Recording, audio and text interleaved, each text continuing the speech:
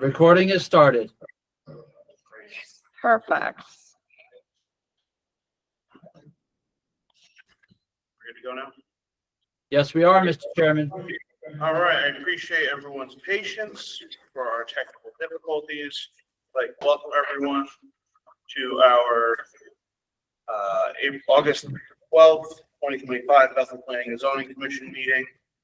I will call us to order with pledge of allegiance. Pledge allegiance to the flag of the United States of America, to the republic for which it stands, one nation, under God, indivisible, with liberty and justice for all. Thank you. Right, and we will start with a roll call on that end of the table, please. Kenny Preston, Commissioner. Commissioner. Diane Ryan, Commissioner. Kitty Grant, Secretary. Paul Shanley, Chairman. Mike Kozlowski, Vice Chair. Jeff DeRosa, alternate. Eric Harvey, alternate. Doug Cuny, alternate. And staff with us this evening. Wait, no, don't. Oh, I'm sorry. Forgot about that. Thank you. And Dan Carter, I'm first selectman ex officio. And staff with us this evening. Jeremy DeCarly, interim town planner. Dave McCollum, land use coordinator. Amanda Martinez, recording secretary. And Excellent. Thank you. Beth Cavagna, former town planner, retired and working on the Saunders. Excellent. All right. We have a full house of full members, so we don't need to see the alternates this evening. Kitty, you had something you had to say? No? Okay. Is there anyone here for we'll move into the work session for 3A for Judith Frank Saunders. Is anyone here representing the Saunders this evening? We were expecting them to be here. I do not see them here. Seeing them not coming, I'm going to continue this to September 9th. And we will move on to our next item, which is number 4A, continued public hearing for Vessel RE Holdings LLC, 4850 Nashville Road, 830G site plan for 5-story, 75-unit building. Mr. Klein, Would you I want me to? understand you have some updates for us. Sure, yeah, and actually, Amanda, this has a PowerPoint, unless you Uh-huh. want to pull it up on your email. It's the easiest way. Let me see.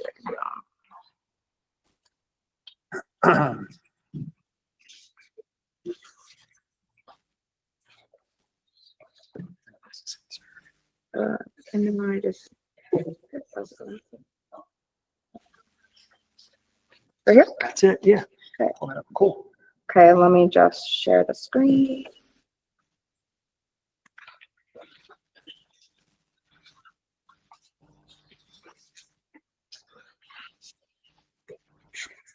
Great, thanks so much, everybody. For the record, my name is Jay Klein. I'm a partner at Carmody, Torrance, Sandak, and Hennessy, here tonight on behalf of the applicant, Vessel Real Estate Holdings.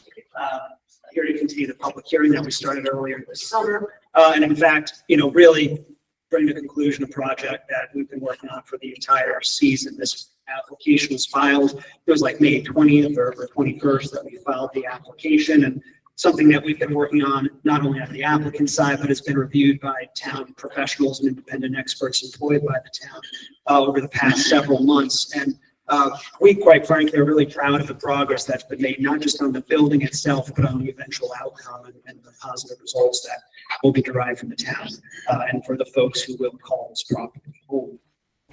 When we last worked together, I think it was the end of the evening of the 8th, the last words, or some of the last words that I said, is I wanted to be clear to our future neighbors in particular that we were listening to what folks were saying about the building. And while we would respectfully disagree with some of the opinions that were shared, we don't want to be jerks. We want to be good neighbors. We intend to be good neighbors. So we wanted to take the comments that folks provided to heart. And we've done that in some exhibits that we can share with you this evening. Looking over my notes from the hearing on the 8th and just comments that have come in over the course of the entire summer, there are three, I'd say, like big comments that we've heard from the general public. And I think some of you folks expressed at the last meeting. The first is, if we feel uncomfortable with a 5-story building. The second is we really don't like the look of the building. And the third is there's a general concern about the number of on-site parking spaces. And while we're not modifying the application that we filed at the start of the summer, we are willing to compromise and agree to conditions of an approval should this application be approved by you all. That would, we think, be responsive to each and every one of those comments. So, Amanda, I'm sorry, would you mind going to the next slide, please? So the first issue that we heard, as I mentioned, was height. And, a lot of times in Connecticut case law is crystal clear on this, is that, building height is not a legal reason to deny an 830G application. It's an illegal reason to deny an 830G application where there's no health or safety concern. And the fire marshal a couple of days ago signed off on the application before you. So there's no legal justification to remove the 5th story, but Bessel is agreeable to a condition of approval that would reduce the building height from 5 stories to 4 stories. Another, and I think if you go to the next slide, Amanda, you can see a comparison of building height and also building appearance. Again, respectfully disagree with the folks that we heard from at the last session who don't like the aesthetic of the building. But, to be responsive to that concern, Bessel would be agreeable to a condition that would require the modification of the white color palette that is proposed by us to a more wood or earthen color tone that, this is a building that will not be visible largely for many folks because of its location up the hill and behind a little over an acre of trees that are being preserved on the site. But this color palette will help to fully further obscure it from view for neighbors and residents. And if you go to the next slide, Amanda. No, you're fine. This is another example that illustrates our response to the concerns about on-site parking. We did 2 things here to be responsive to the concern about on-site parking. First is we increased the number of parking spaces on the property to 91 parking spaces, and we decreased the number of 2-bedroom apartments proposed. So, or we would agree to a condition, I would say, that would stipulate those 2 items, reducing the number of 2-bedroom apartments from 9 2-bedrooms to 3 2-bedroom apartments. Those 2 changes help to get the parking ratio at 1.25 spaces per apartment. Again, there's been nothing articulated that showed a health or safety concern related to the parking that we originally proposed, but we heard folks' concerns and we want to be responsive to what we've heard. And we think we can be responsive in a condition of approval that would effectively require a set of building permit plans to be modified prior to the issuance of a building permit to be in compliance with these changes. A reduction from 5 stories to 4 stories, change in the color and the look of the building, and increase in the number of on-site parking spaces and the number of 2-bedroom apartments. I know compromise, maybe some folks think it's like a 4-letter word or concerned about shared week. That's not how we do business personally. That's not how Bessel views this. We want to be, we look forward to being members of this community. We want to be good neighbors of to folks on Nashville Road. And so that's why, even though these changes, aren't required, they're changes that we'd be willing to abide by should you adopt them as a condition of approval.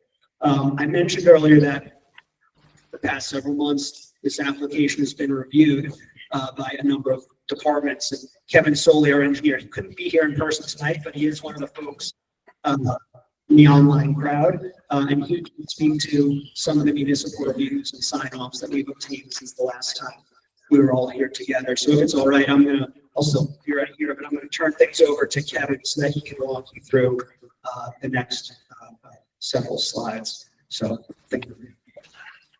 Good evening, members of the commission. For the record, my name is Kevin Soley. I'm a licensed professional engineer in the state of Connecticut with Soley Engineering. Office is located at 501 Main Street in Monroe, Connecticut. I also hold the designation as a professional traffic operations engineer and a certified professional in erosion and sediment control as administered through EnviroCert International. So as our attorney indicated, since the last hearing, we did take a lot of what was said into account. We wanted to make sure that we could provide thoughtful responses to not only commission comments, but also those that were still pending with both the police department, the fire marshal's office, public utilities, and then with the independent third-party engineer, SLR. So on July 14th, we provided comprehensive responses with some minor revisions to the plans and our engineering analysis. And I'm very grateful to say that I believe all of those comments have substantially been addressed.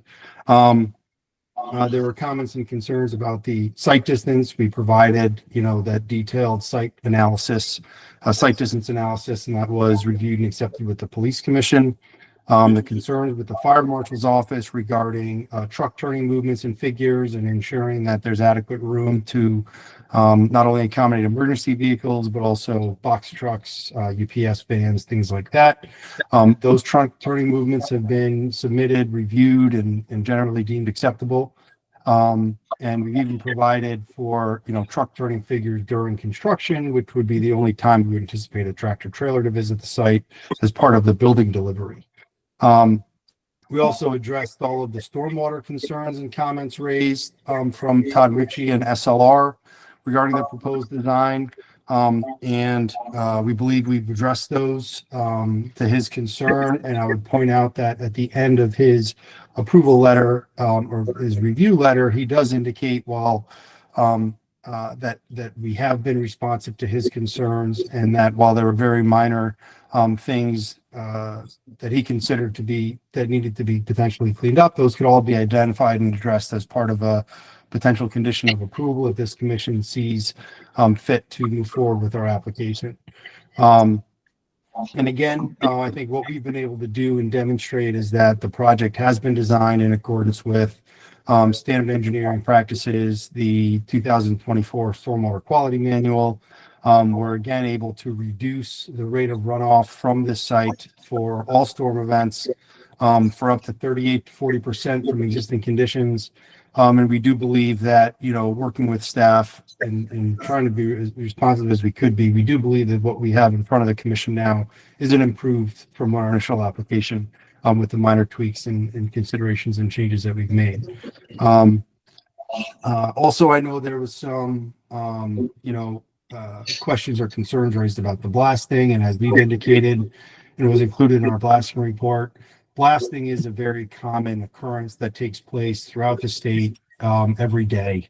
It is highly regulated by both the local and state fire marshal's office, and we will comply with all of those requirements in accordance with the report submitted by our blaster and in accordance with, standard methodologies needed to operate those activities safely. I think with that, we'd be happy to answer any questions that the commission or the public may still have outstanding. But I think I can actually turn it back over to Jason to conclude our presentation. Sure. Just a couple of details on blasting, and then Kevin, I'm actually going to ask you to talk about something on one of the following slides. So we did provide that report by the blasting contractor and just some details that folks may be interested in knowing. As Kevin mentioned, very strictly regulated at the state level and locally here by the fire marshal. But for folks to know, our preliminary blasting plan contemplates blasting taking place between the hours of 8 a.m. and 3 p.m. And each blast only lasts for about 1 or 2 seconds. And the noise that you hear, to the extent you hear it, is akin to the sound of a distant thunderclap. So that's what we're talking about when we're talking about blasting at the site. It's also anticipated that of the total duration of the construction activity on the site, that there will only be 9 to 12 days where blasting would take place. Maybe 1 to 3 blasts on those days that are occurring. So you're talking about what blasting is on this site is essentially the sound of rain or thunderstorm for a couple of seconds, spread out over the course of 12 days. So that's some other points on blasting. Just to emphasize what Mr. Solon mentioned too, the police commission did sign off on the site distances that were provided here. The meeting minutes from the July 16th meeting, I think, are in the record of this public hearing and this application confirming as much. And I'm so sorry, I think I scrolled to another slide again. Yeah. I think just one will do it, it might be two, scroll down. And actually one more, sorry. It's not. Kevin, can you talk about the bump out that we provided on the driveway, access drive there? To address some of the other. Certainly, Jason. Yes. So as we've been reviewing the truck turning movements with the third party engineer on SLR, we wanted to ensure obviously that those vehicles can enter the site, but there were concerns about ensuring that they can do so without imposing on the egress lanes and things like that. So we do have this figure which does depict that we can accommodate the standard fire truck that the town of Bethel currently has. And that it does show that that vehicle can enter and navigate the site and fully access 3 sides of the building, navigate up and down the driveway without any impacts to curb lines or any other vehicles which may be in the opposing lanes. So we believe that we've adequately addressed and complied with the appropriate codes regarding safety and access from a fire apparatus standpoint and emergency vehicle standpoint. And the other thing too, again, we don't anticipate many, if any, school curriculum at site, but in the event there are school-age children on the, not that school kids getting a great education is a bad thing, certainly. We do have a bump out here that if there is a mom or dad that's waiting to pick up or drop off or something, they could pull off the main drive, waiting for their kid to come and pick up or dropped off. Again, not something we expect here, but in the interest of being responsive to what we do. So that really covers the updates that we have: fire marshal sign off, police commission sign off, SLR sign off. Welcome the opportunity to get questions or comments from you folks. Of course, as you mentioned, Mr. Chairman, we've got a much cooler room than last time, but a full room still of neighbors and residents that we can welcome questions. Jay, before you step away, I just want to be clear. One of your guys' conditions for agreeing for these conditions for approval is timeline. Can you be clear with that? Sure, absolutely. Again, there's no, health or safety reason that would require any of the conditions that we walked through at the start of this public hearing: the reduction of building height, change in building color, change in parking ratio. And for that reason, because there's no legal justification, sort of the part of the compromise, that's our end of willing to compromise. What we'd ask for in return is a decision at your next, at your September 9th meeting, which is, I believe, is the next meeting. In the event a decision takes longer than that, we would anticipate appealing and seeking the 5-story approval of the 5-story by the Superior Court. And again, folks, I don't say that again. We're not trying to. We're trying to be transparent. We're trying to be honest. We're trying to be responsive, but we also have to be responsive to our clients as well. And we think this is a good compromise for everybody. Just one, before we go to the polling, just kind of piggyback off of that, how many you were proposing and what's your now? There were 75, or we are still proposing 75. You can require a condition of proposal or a condition of a that would reduce the total density to 72 apartments. And with that, the date there, I think the headline is the reduction of, or the elimination of 6 two-bedroom apartments.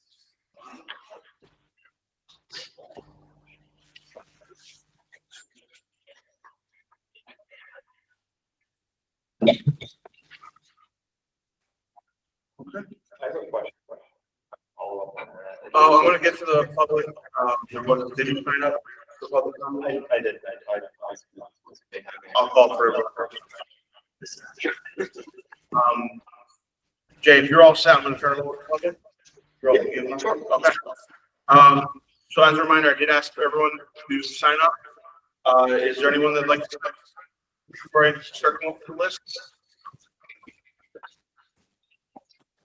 Just going to ask everyone to try to keep comments to around 3 minutes or so. I'm not going to stop watching anyone.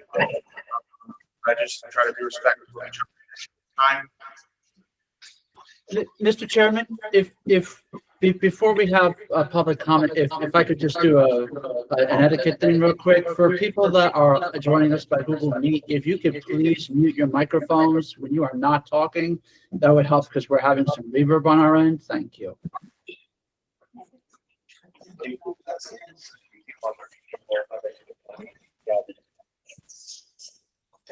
Feel like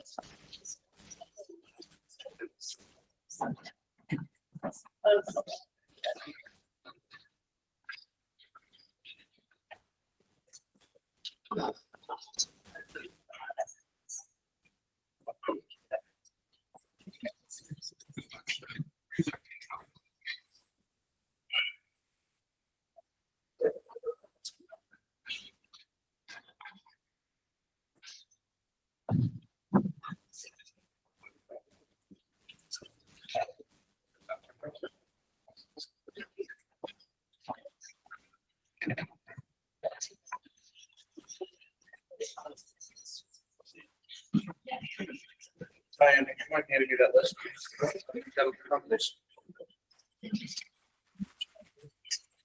Thank you, sir. Thanks. Is there anyone online that would like to add public comment that I can add your name to the list? If you want to just add or put your hand up. I see, is that a Frank Pereira right now? Is there anyone else? David, do you see anyone else up there? I only see Mr. Pereira's raised at this time, Mr. Chairman.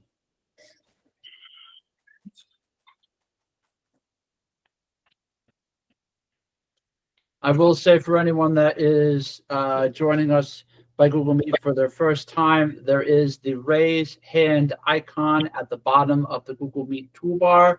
If you click that, it helps us establish a queue for those who want to offer public comment tonight.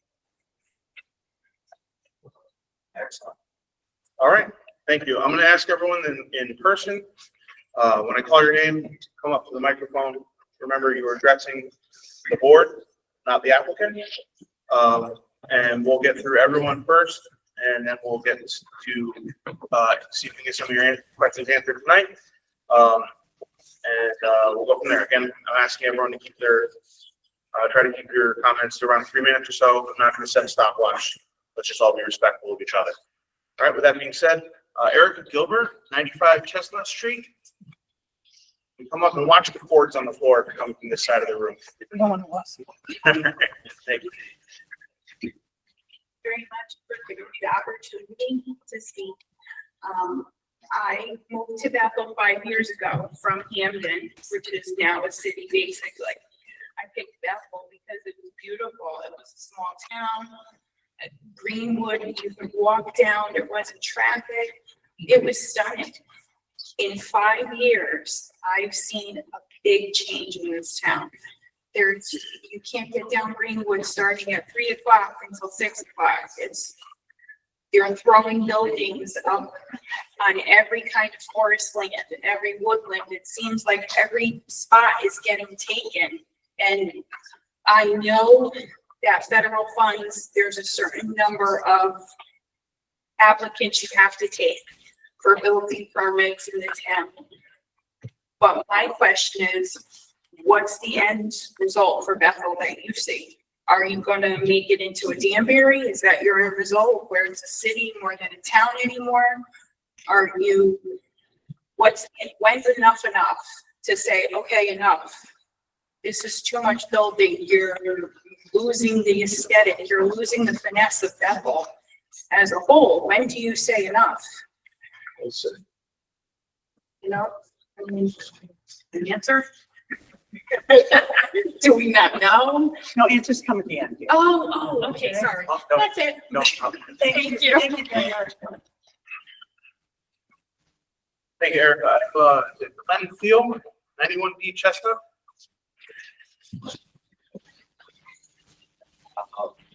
I would just like to say I was here at the last meeting, and as opposed to this building as I am, I appreciate the Vessel's willingness to make adjustments. And after what's happened in Canaan and what happened in Whitney Street, I think I'd rather go with door number one and take what they're offering rather than end up with what they initially proposed and not have any recourse. So, not that I get a vote, but it's my opinion. Thank you. Thank you. Miss Debbie Light, 7 Mountain Orchard Road.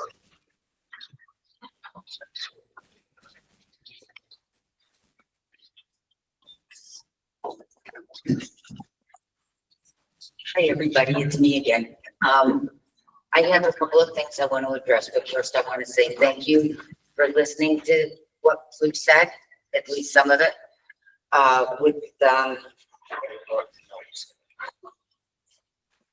With the blasting.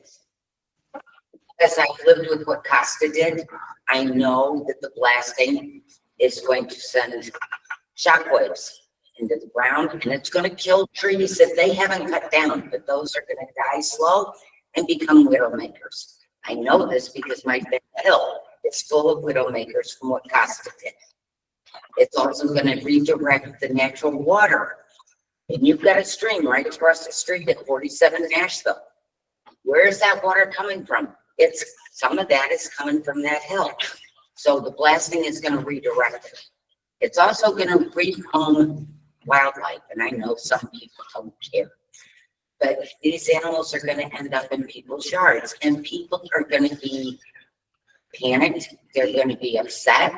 Animals are going to die. It's going to throw off the balance. Enough is enough with the building in Bethel. You have to leave some land.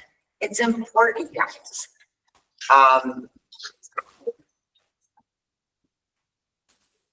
The traffic, Nashville Road is not made for more cars. It's a country road with potholes and flooding and ice patches. You're going to have, I don't know how many more apartments on 4 levels versus the 75 apartments initially. You're going to add how many more cars to Nashville going in both directions?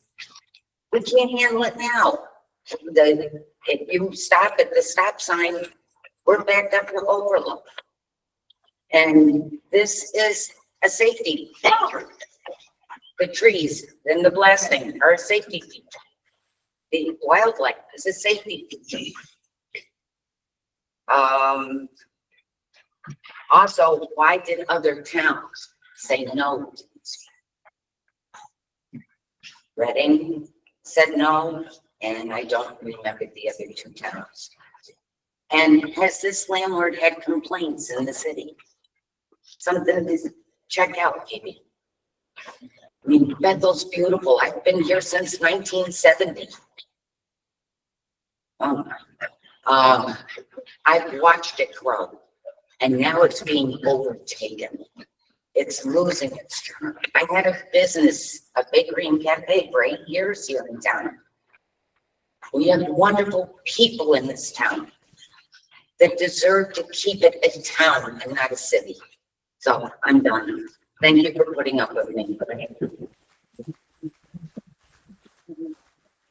Thank you, Debbie. We have Thomas Cronin, 93C Chestnut Street. Yeah, it's making a picture of that. Thank you. So after the last meeting, I did a deep review of the, albeit limited, plan drawing the vessel has submitted so far. I came up with a number of questions based on what they've submitted as far as concerns about feasibly achieving proper permitting status based on the design shown. So I understand that while this meeting is not necessarily discussing permit application, my concern is that the design as shown can't legally achieve permit status for certain elements, and that plans would have to be redone. And I'm concerned about them pushing this through with you guys, and that kind of being in a safe zone to do whatever they want from that point on. So that's what I just want to preface that. And I apologize if some of these are either not as relevant or less relevant because of the design changes proposed. I hadn't seen any of those. I believe they were submitted today. So I prepared these for mostly for last meeting.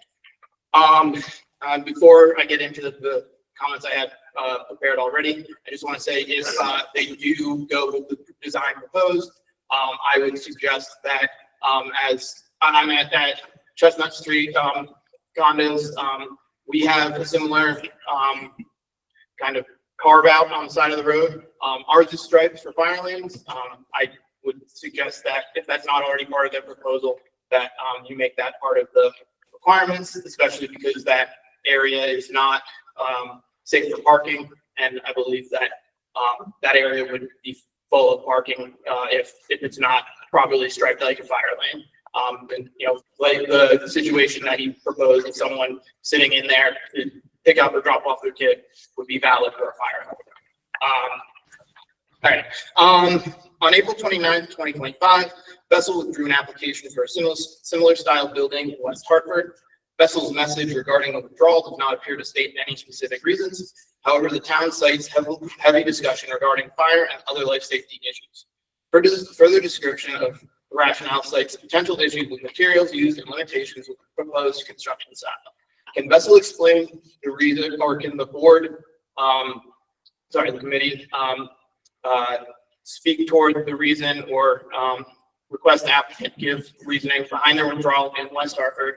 And if fire or other safety concerns were the primary reason, can further details be provided about the specific issues and how they were addressed for this proposal?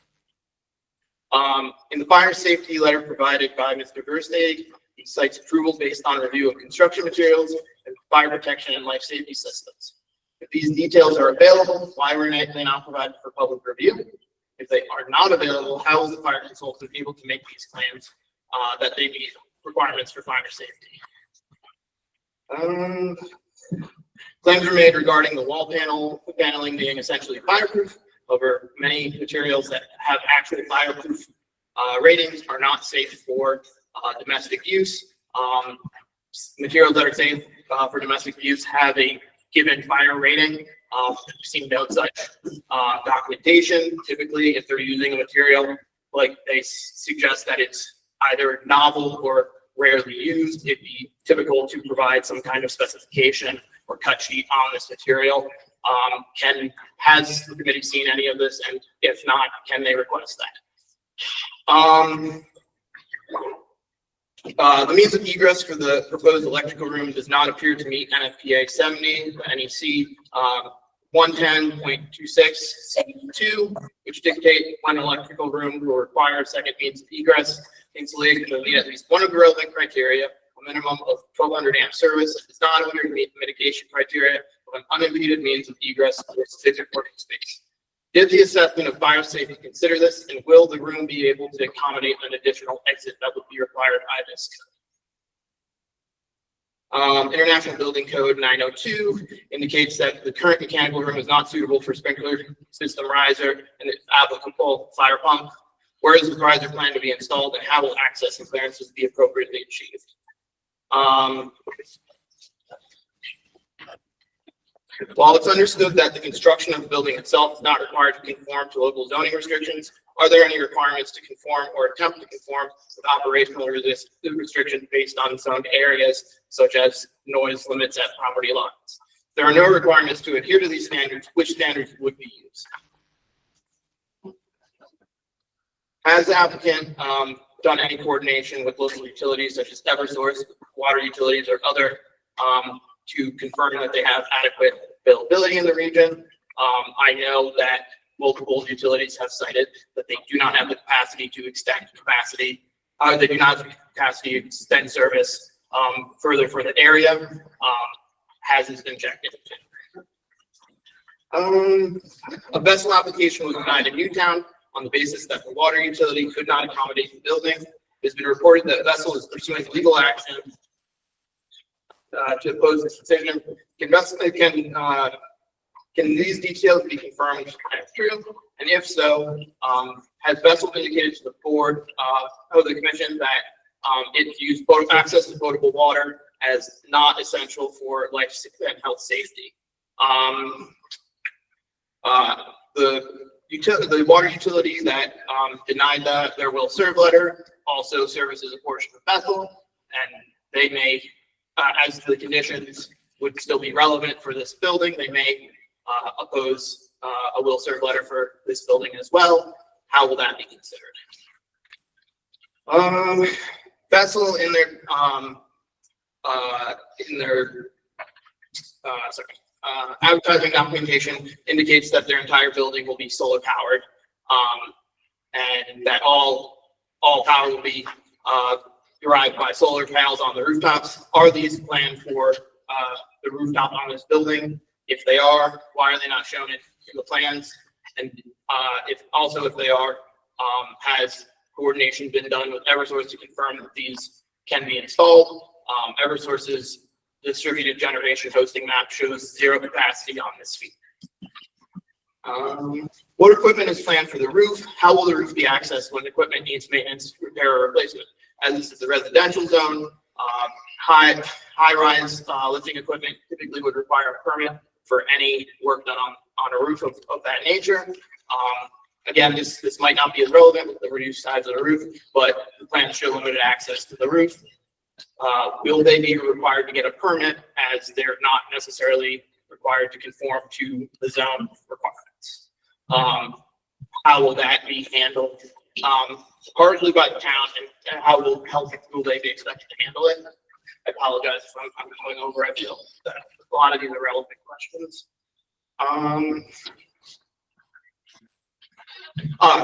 Will the life safety or backup generator be installed? If not, how will life safety measures be provided for those with major or minor handicaps or disabilities on upper floors? If generator is installed, where will the equipment be located? And have proper assessments been made to determine feasibility? Fairfield County is an 8-hour ozone non-attainment zone. And is the site able to accommodate the restrictions that this would pose?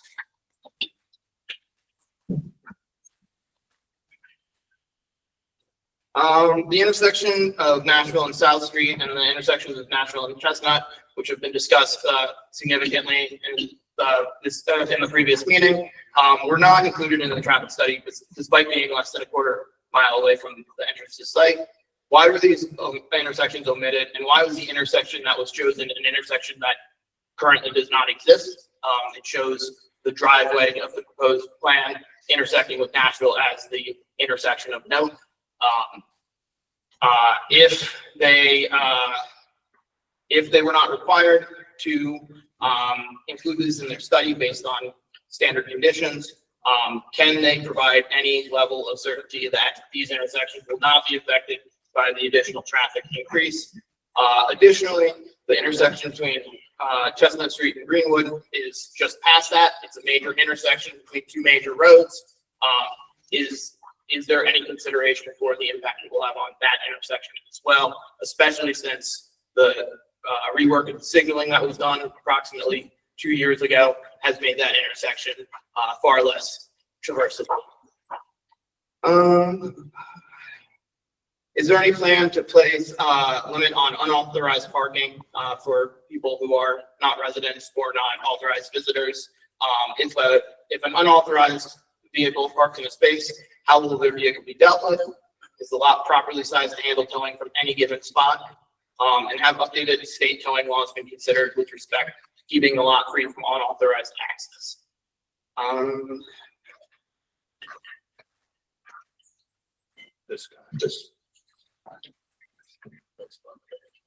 Will there be any full-time or dedicated part-time employees in this building?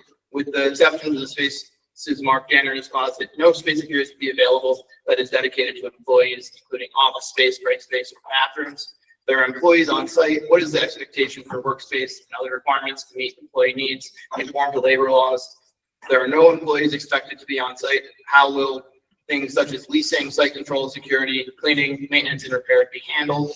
Also, the lack of public restrooms accessible appears to be in violation of International Building Code 2902.3 on multiple counts. Can the committee confirm that this note has been addressed, or that they have proper authority to circumvent this requirement? And just for reference, any of the codes that I referenced are the codes that the state of Connecticut follows. These are just the supervisory councils that Connecticut bases them off of. Thank you, everyone, for your time.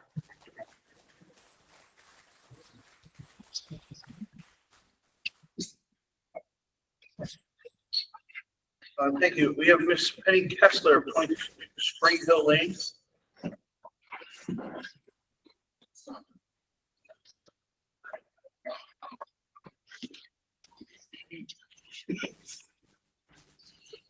Thank you to the commission for continuing the public hearing. I continue to oppose this proposed Nashville Road project, and I want to offer an experienced warning to you commissioners. While I appreciate the so-called compromises, we heard that word a lot, I still believe that this is a fire trap in the making. Even with 4 stories, we are faced with what may be at least 200 tenants, including adults and children, making it overly high density. Now, we have 2 extraordinary volunteer fire departments. Our volunteer firefighters are highly trained for any emergency, as are our EMTs. And as well trained as our volunteers are, and as up to date as our equipment may be, can we really expect them to battle a high density fire in Bethel? I fear for their safety as much as the safety of the top floor renters, and in fact, the safety of all the renters. So having spent 6 years serving on Planning and Zoning Commission, I do not envy you. I know that unscrupulous developers,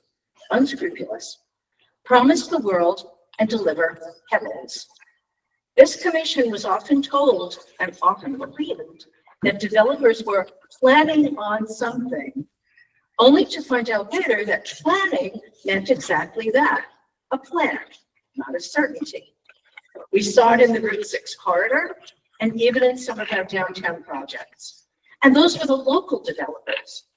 Here we have a group of outside developers who pretend to care about the well-being of Bethel, only to soothe the commission into thinking they have our best interest at heart.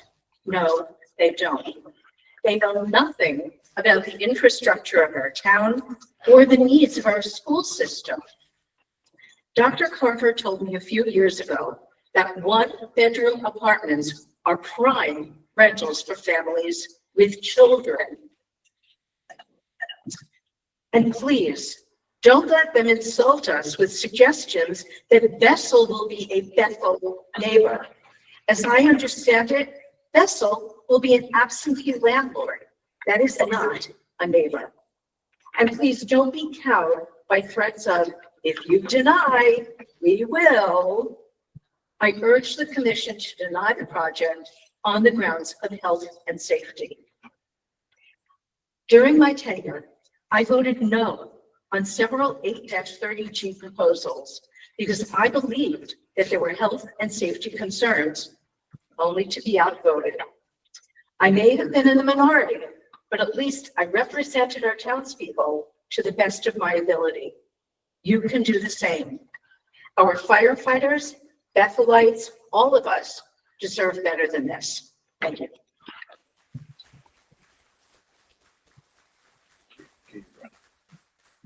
Ron Schulman, 31 Spirit Hill Lane? Spring Hill. Spring Hill, sorry. Thanks for lowering this for me, Penny. Watch it, Ron. Thank you for hearing us. I do appreciate it. Just a few basic questions. One is, I'm assuming Bethel as a company did their due diligence, and this project company will be a revenue maker for them. But here's the other side of the coin. Okay. Just from observation, we all know, all of us living in Bethel, that there's been a lot of building, a lot of new apartments, a lot of increased tax revenue. So my first question is, are all these apartments filled up? Are there any vacancies? Which ties into the secondary question. If there's vacancies, why are we even building another apartment complex?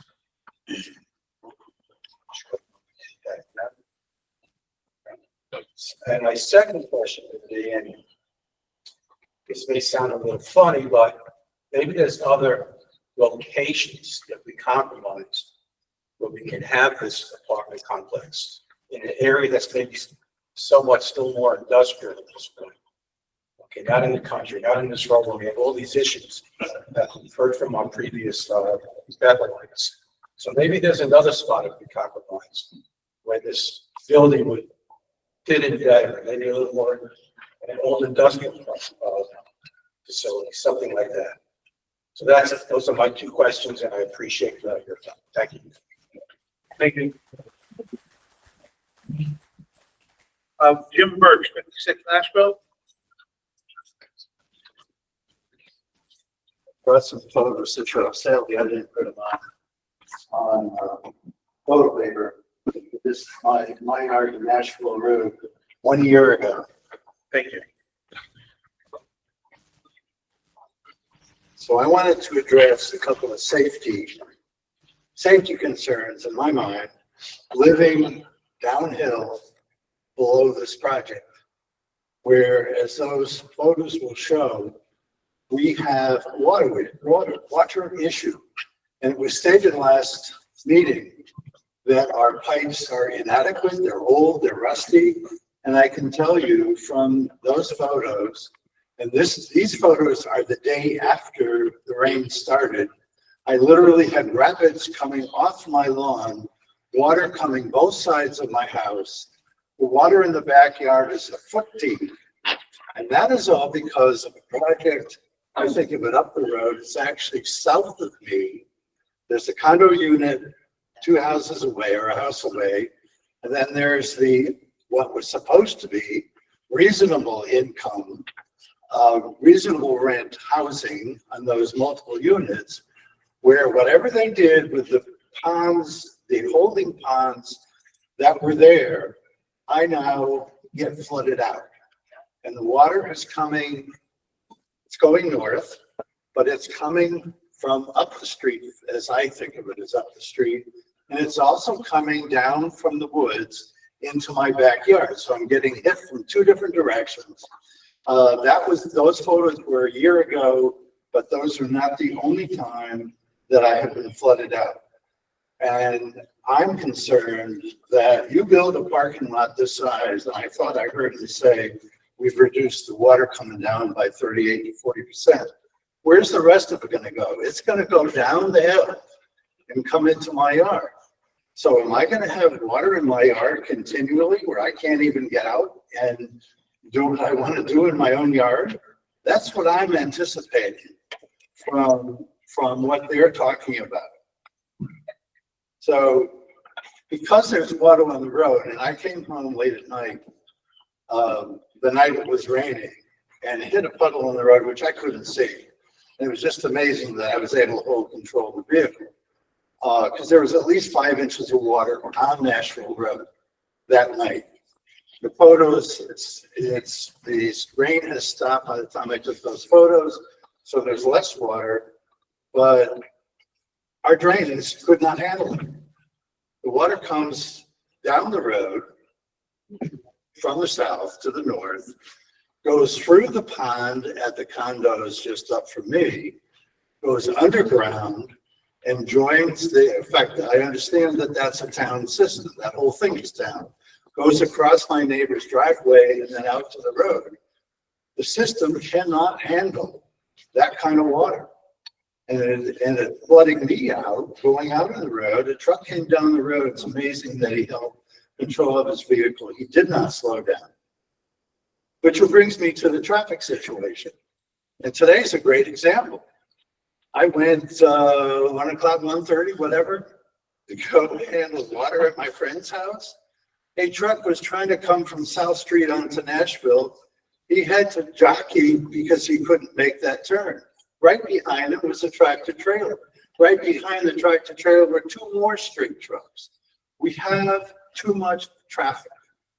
Tonight, when I came out to go to dinner, they've put a speed indicator box on the pole almost diagonally, opposite my driveway.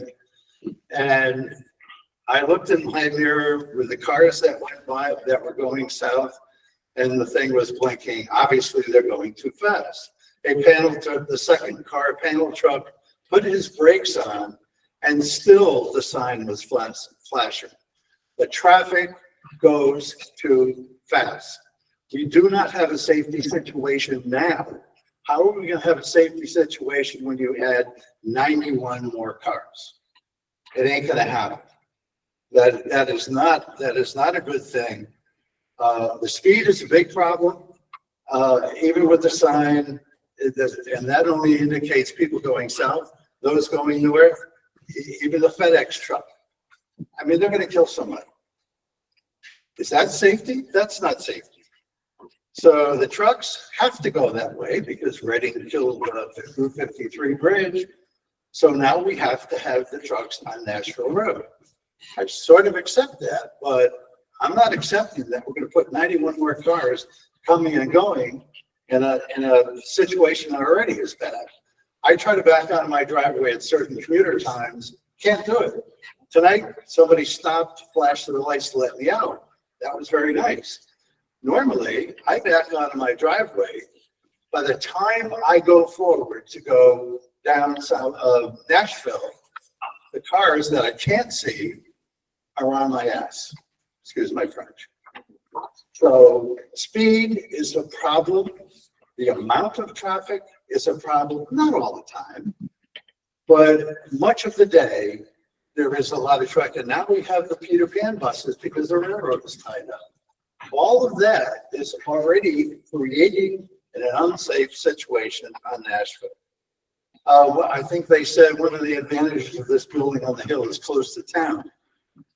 Town is not walkable. I used to walk the town all the time. As the first lady said, she's been there 5 years. I moved in 76. I used to run every morning. I didn't worry about my safety going down as about that bad curve down below. Right now, no. I would not walk the town. It is not safe. Sidewalks were proposed. They're not there. Until we put in sidewalks, until we fix our drainage system, which is inadequate, that road is not safe. And then I realized that shortcuts, I take shortcuts if I can find them. Everybody knows Nashville is a shortcut to 53. There's too much traffic already, so we cannot sustain anymore. Thank you. Welcome.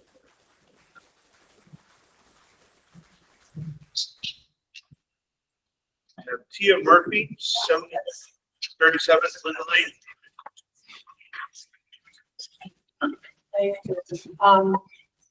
I still oppose this. I'm glad that they made some compromise. I am concerned that while some of the aspects of safety were taken into account with this, again, so that fire trucks as well as people with children wanting to rent buses would be able to have some accommodation.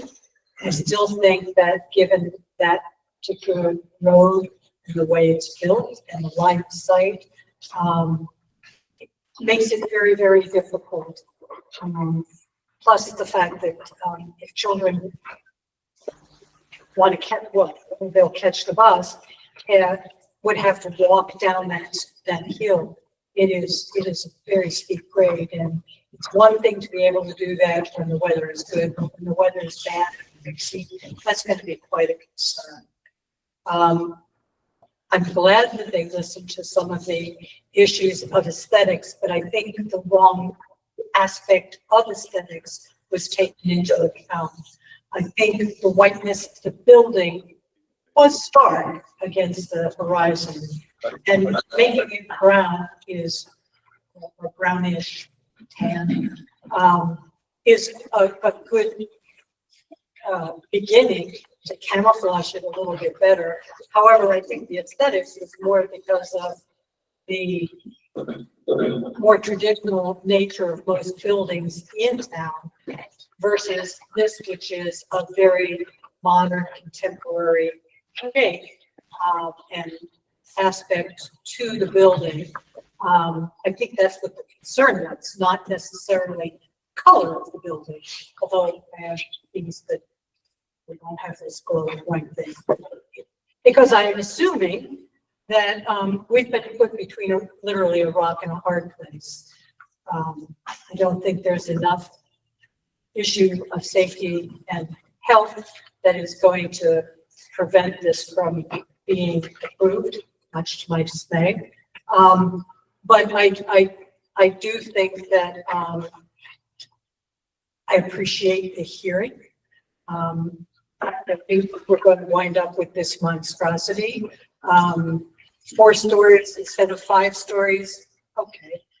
Still 75 units, which I'm not sure how close that gets us to our 10% ratio that we need in town in order to eliminate some of these issues with affordable housing. And I do have to say, I'm a housing advocate. I'm a long-term volunteer with AARP. I was formerly the state president for AARP and worked tirelessly on small housing, ADU units, affordable housing issues, a variety of aging in place type concerns. So from that perspective, I do think units need to be here to accommodate that population. But I'm afraid that what we're going to wind up with is something that's going to be very large, cause many problems. We've heard some of them in terms of traffic as well as issues with water, electrical, and any of the runoff issues. And, you know, I can appreciate the gentleman speaking. I live on Linda Lane, and luckily for me, my driveway slopes all the way down because the water draining down goes down my driveway, down the side, into the lime kiln. I'm not sure the creek at that point, but it's one of those two. And so I can appreciate what happens when people change grades. And so that's a big concern. Luckily for me, it does not drain towards my house or my neighbor's house. So that's fortunate, but I can understand what happens when that happens to you. In closing, I'm glad that there were some compromises. I'm glad to hear that they listened. I think, like I said, we're between a rock and a hard place. We either accept their compromise back to the 5-story building the way it was proposed originally, and neither of those are particularly good solutions, but I think because of the state regulation, we're stuck. And I don't envy you all the decisions that you have to make, because I think it's very, very difficult. Thank you for listening. Thank you. Nance Bryant, 25 Walnut Hill Road. I'm sorry, Walnut Hill Road. Sorry.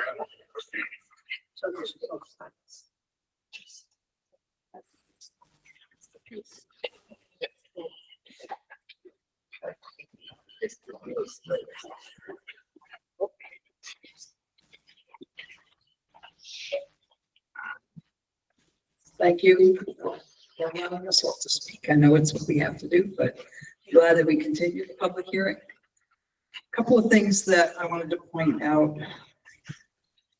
First public hearing, a lot of people talked about traffic.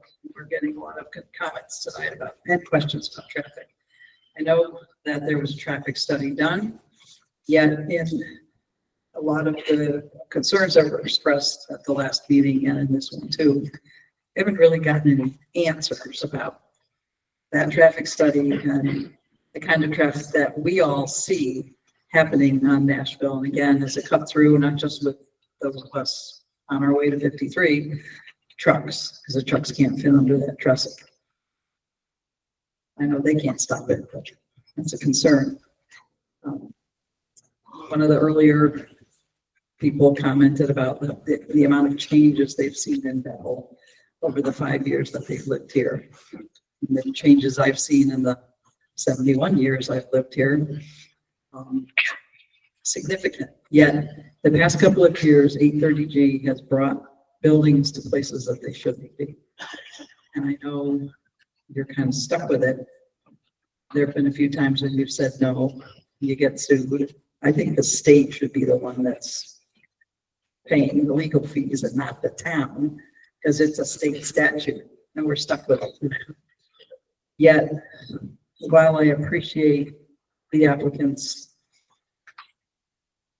possibly saying that they might make some compromises and some changes, I still don't think this 4-story building and a few less people and more parking spaces belongs where they put it. It should not be there. It would be somewhere else. If any applicant feels strongly about caring for Bethel and for the people of Bethel, they wouldn't try to do something like this in our town. 3 stories might be okay. So again, didn't get answers about the traffic. Again, fire safety, a very tall building. Yes, the building materials are not as flammable as a regular constructed building. The stuff in the building is flammable, unless they're going to be required to have fire retardant mattresses and sofas and things like that. Again, it's a very large and very dense area with that many people. If there were to be a fire that took off, it would be really difficult to take care of. The people who have come tonight and in the past, I know we're just talking about tonight, but I'm quickly going to say that if they really cared about Bethel, they wouldn't be using 830G to push through buildings that don't belong in the places where they are not being built. We've already had a few already built, and a few more have been approved. At the last meeting, when the commission was debating a couple of applications, there was back and forth. First, the motion didn't pass, then it did pass. And I feel really bad because you guys are afraid of being sued again and again and again. This shouldn't be happening. We should be able to have some more control over where buildings are built in a town, in our town, and the size, etc. And then I'll just close with a question, another question. There's been discussion of an 830G moratorium. If we've reached our quote capacity of points, when does that start? And then would it help us not have this? Thank you.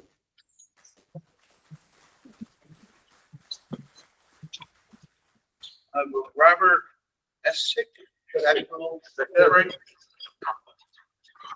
National Extension.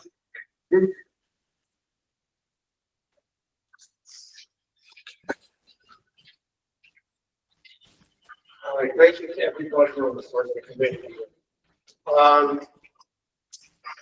I know on Nashville Road, in parts, it could use a little sprucing up. This is a bit much. And when I heard today, they were going to drop the height from 5 stories, 4 stories. My first thought was that now we're going to get rid of 15 apartments. So, okay, I want to see that. That's not really going to happen. Everybody that was speaking up here tonight basically said everything that I was thinking of, because I was thinking originally of, the sewer, capacity of sewer, capacity of the water, and then your electric, and then we still talked about the storm drains and the runoff. And something this size cannot make this better. It can only make it worse. So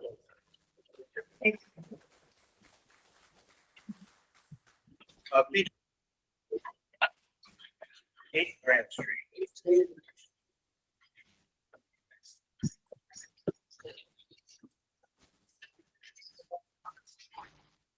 I too am grateful that there's been a change in the application.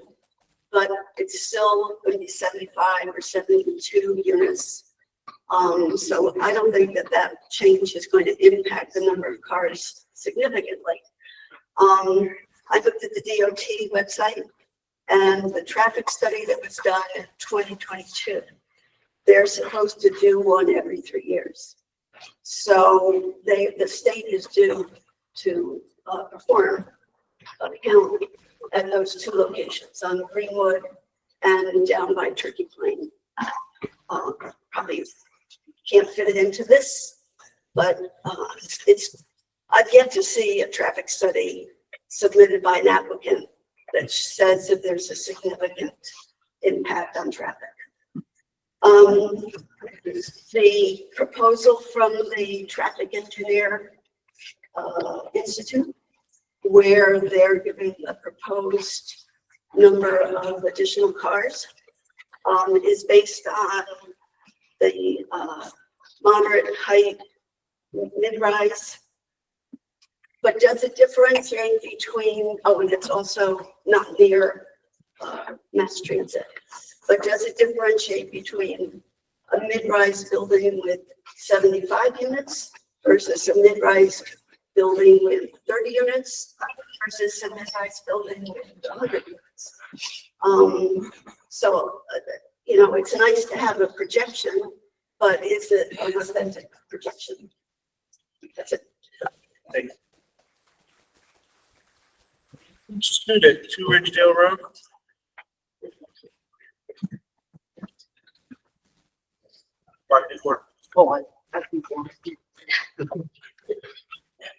Hello, Nancy Civic to Ridgedale Road. So I would say it's really good that the application went down from 5 to 4 stories. And I say you get rid of 2 more, we might have a discussion. I also think that we are between a rock and a hard place, and I'm especially commiserating with the commission here. Well, just a very tough job. Your hands are tied, you're tied very tightly, and the state laws are crazy. I think they are the ones that get the onus of changing all of this, but nobody seems to know what to do or how to do it. But it's not fair, but it is a reality, and I understand that. So as much as I'm an advocate for affordable housing, and I really truly am an advocate for affordable housing, but not this application. This is crazy. In the wrong place, too big. And I really question where Vessel gets off saying, we're only going to have a few kids in that apartment, if that many. What? I mean, they need their soothsayers. I have no idea how they figured that one out. But I know that they have changed, which is a good thing. That driveway now has a bump out, so parents can sit there with their cars. Well, how big should that bump out be? What if it's big enough for 2 cars?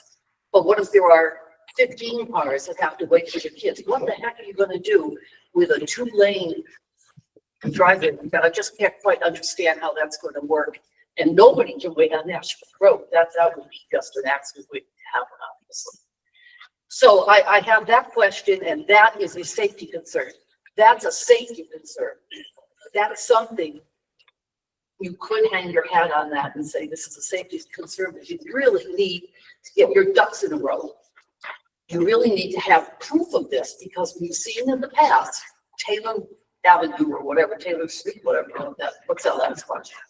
That one is an excellent example. How is it that we could not prove that 90-degree turn is a safety problem? How can you not prove that? And this is a problem too.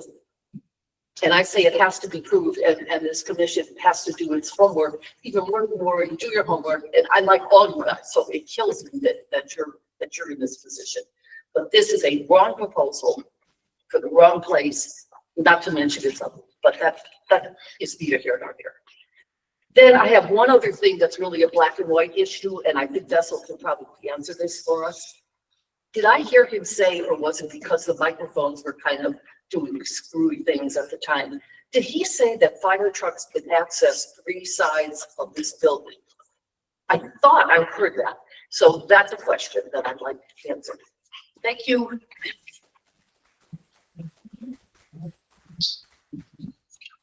Colt A. Yeah. 101 East Chestnut Street. Yeah.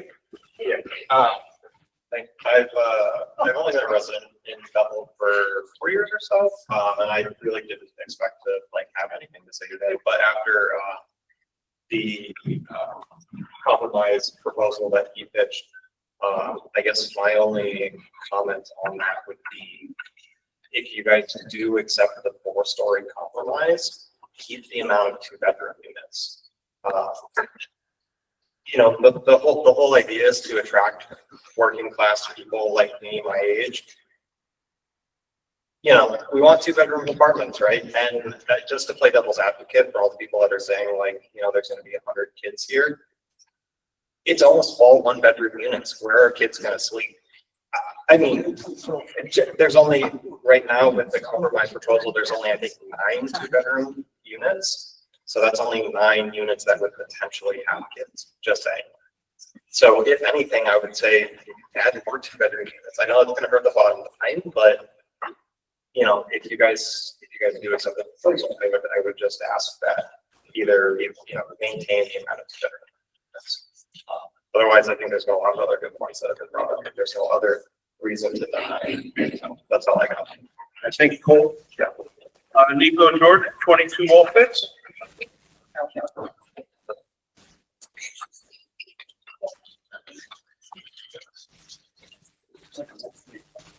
Good evening. Good evening.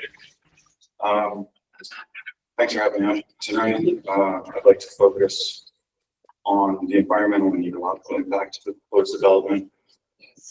According to the proposal, the community stands to lose acres of mature forest and topographically complex rock ledge system that is currently highly instrumental in stormwater infiltration, flood mitigation, and cooling of the surrounding environment.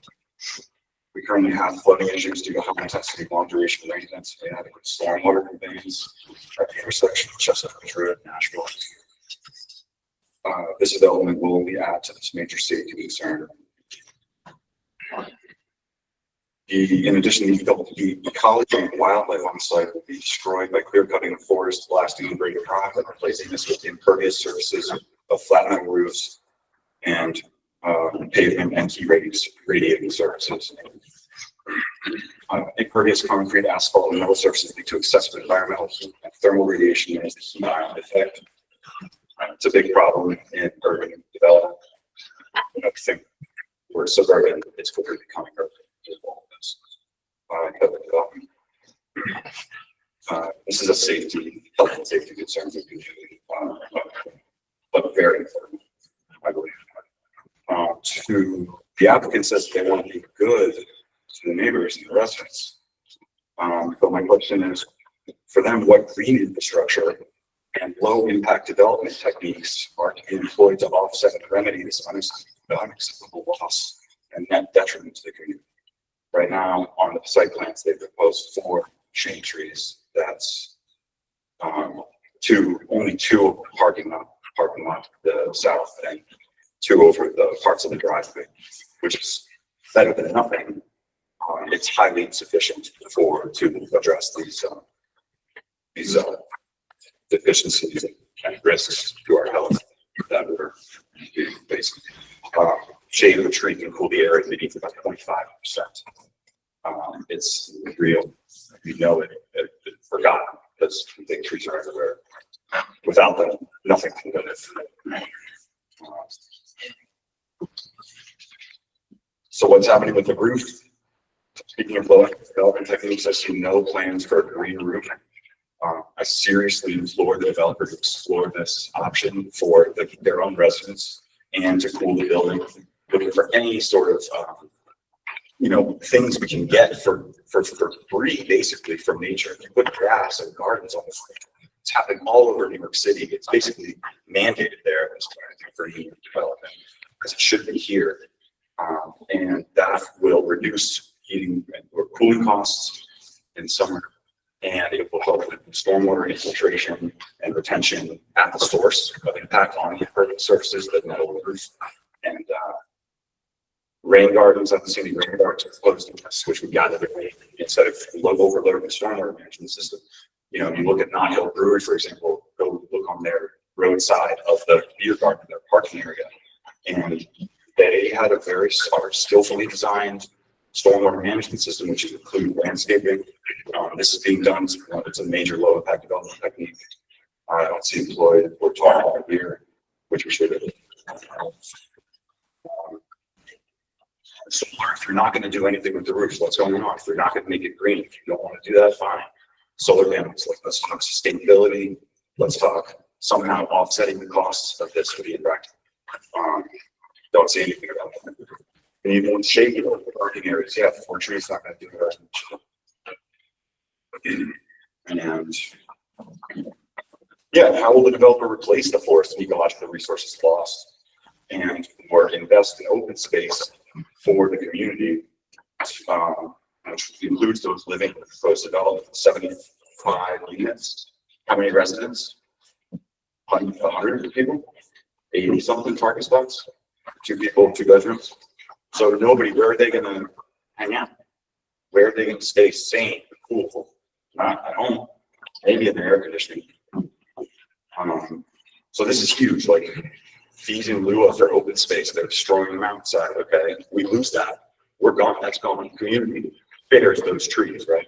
We share the water that infiltrates into the ground and gets cleaned by that place. The stormwater system is not going to clean it, but the forest will, and it does. It's called infiltration, filtration. And yeah, it's just really a health and safety concern that I want to highlight. Right, it's not to take, I think. And low impact responsible, environmentally conscious development is not to keep it going. So what defines sustainability and sustainable development in our literature. And we have to answer this question for this development, I believe, that for also for every residential, commercial, and industrial development forward that's brought forward. So that's regulatory. Look at you guys. We're working on it in class as well. We've got work to do to address these health and safety issues that we're continually submitting our community to, and it's going to come up to walls. Thank you very much.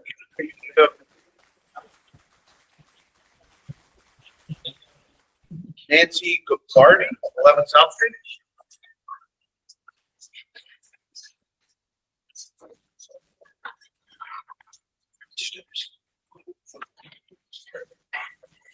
Hi, thanks for the Lordy, 11 South Street. Thank you for hearing me. I've lived here since 1967. My mother's lived here since 1937. Her mother before her moved here as a child. We are townies. My mother often speaks of the way the town used to be growing up. This was her high school. It breaks my heart to see the changes that are happening in this town. First of all, I just would like to say the basic art of negotiation is you always ask for more than what you want, and then you come back with something that's better. We're not fools. Also, I'd like the commission to realize that there are other properties in the general vicinity that have already been approved but not built. The condominium complex that's supposed to be built across from the cemetery on South Street. How that one ever got passed, I have no idea. Now, I live at 11 South Street. My neighbors to the left, Caroluzzi's. My neighbors on the next house, Caroluzzi's. The neighbors on the next house, Caroluzzi's. They have approval already to build 2 apartment buildings on South Street. I don't know what the capacity is, but I know, number one, it's changing the nature of our town. And we're already stretched so thin on our infrastructure. It's insane to me. Currently, we have South Street closed through traffic. And my mother and I were sitting on our beautiful wraparound porch and our Queen Anne Victorian. Sitting there and listening to the birds and no traffic and no trucks coming by hitting every damn pump. It was a joy. It was like, it took me back to when Nancy Sudik was my next door neighbor. It was beautiful. Now, every night, we have traffic backing up from the stop sign at South Street, at least to the exit from Carolucci's Market when it's commuting time. We don't hear the birds. We hear a screech because the Nashville Road is a speedway. And I leave my house and I try to take a right and go to the light off of Depot Place because you're taking your life in your hands. I guess you'd call it a safety issue with the traffic coming down Nashville Road. I would like to know, have they proposed anything to improve the infrastructure of that area? I would like to know, has anybody considered a stop sign or maybe 3 at that intersection? I would also like to point out that Nashville Road is an old country road. It's very narrow. It's very winding. As a child, we would walk up and down that road. It was nothing. But on busy times, we'd cut through Overland. So should we propose to the new tenants at 4850 National Road, let's just not worry about sidewalks and just say, just cut through the park. Nobody will care.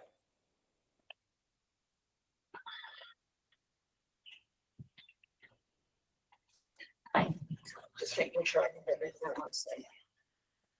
And having lived through when multiple iterations of the Carolucci family have increased their stores and renovating, I will tell you personally, from personal experience, blasting does not sound like a minor thunderstorm.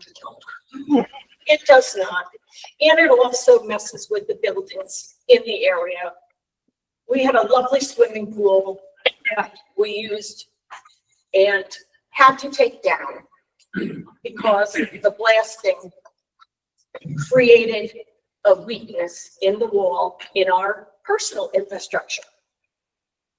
So I would beg you to please consider, these are not our neighbors. These are our neighbors. And we care. Thank you for your consideration. Welcome.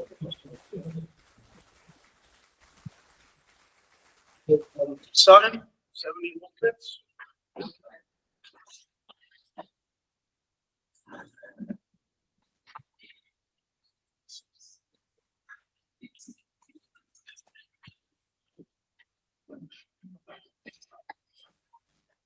Good evening.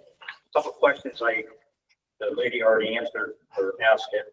Fire truck that can only be on 3 sides. There is still 4 sides of the building, I imagine, right?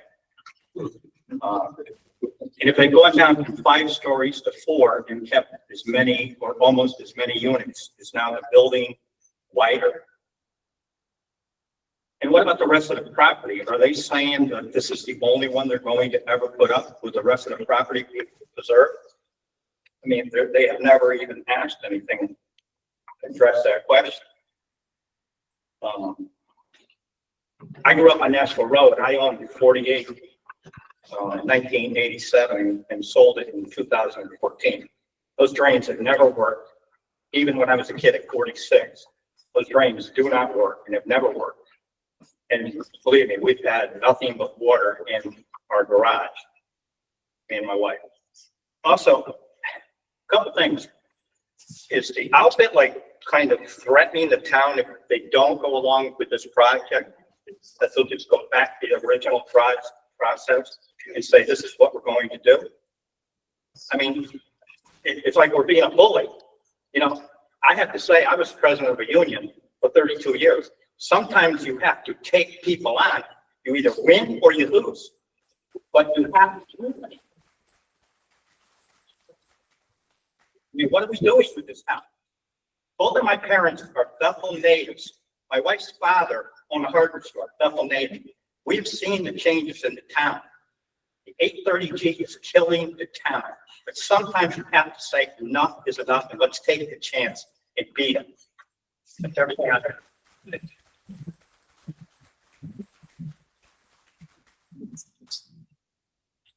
Online, we have Frank Ferrera. You still on?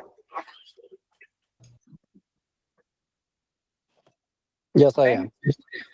Frank, what's your address? I live at 142 Nashville Road. 142. 142 Nashville Road. Yes, 142. It's right by the Route 53 intersection. I just want to reiterate some of the comments that the rest of the public had mentioned earlier. You know, one being the density on the road of the existing houses. You know, a lot of the current houses are pretty close to the road, and you know, I think it also adds to the amount of traffic. You know, that's currently utilizing Nashville Road. You know, every morning, you know, there's a lot of traffic that builds up on either end. And I always see, you know, buses, you know, the commercial buses and tractor trailers use it, you know, as a main means of, you know, travel. So, you know, seeing 70 plus units added to the road, you know, especially in that location, you know, where you know, there it kind of narrows as you get into town. So I just have some concerns about the amount of traffic that is going to be added if this project is approved and moves forward. That's it. All right, thank you. Thank you. I saw back online. Yes, she was there. Beth, you there? Why don't you let Mr. Colts go first in the instance she's not, Mr. Chairman? I didn't see Brad. All right, Brad? Brad Colts, you there? I turn my mic. Is my microphone on now? Yes, sir. What's your address? 1 Fairchild Drive. The floor is yours.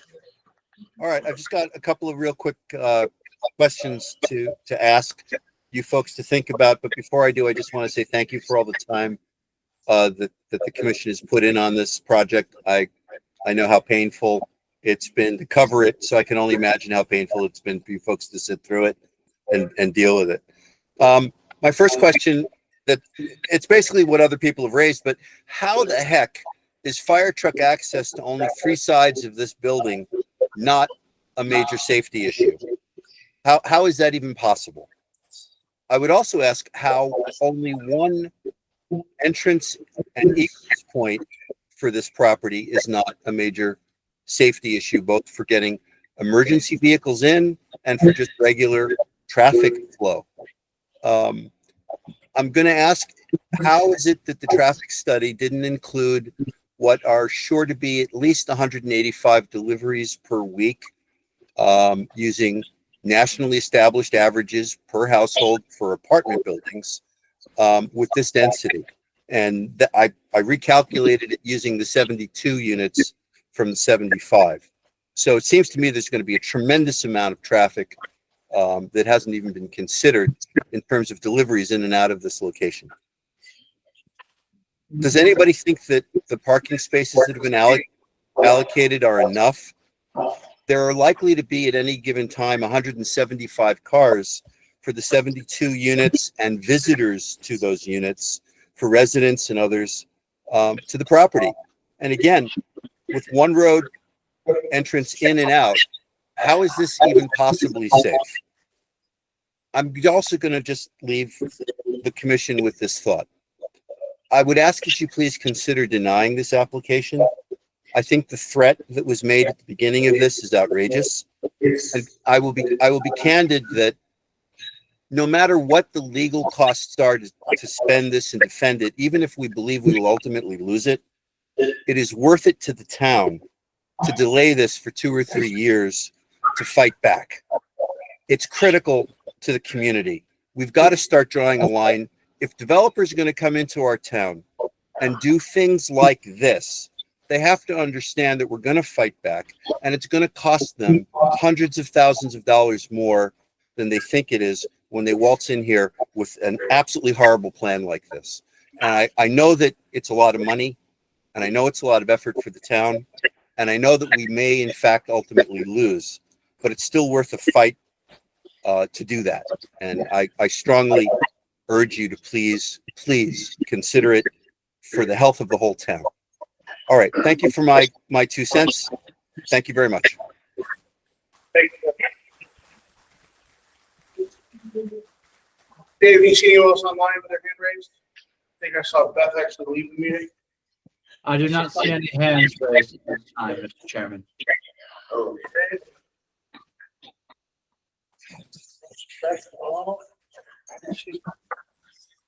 And before I turn it to some commission comments, Jeremy, did you have anything to add? Not at this time. I know that you'll probably give the applicant a chance to respond to some of those comments and questions you heard. And when the commission starts to ask their questions and bring up your comments, then I may address a few things. But at this time, I'll let you move forward, Mr. Chair.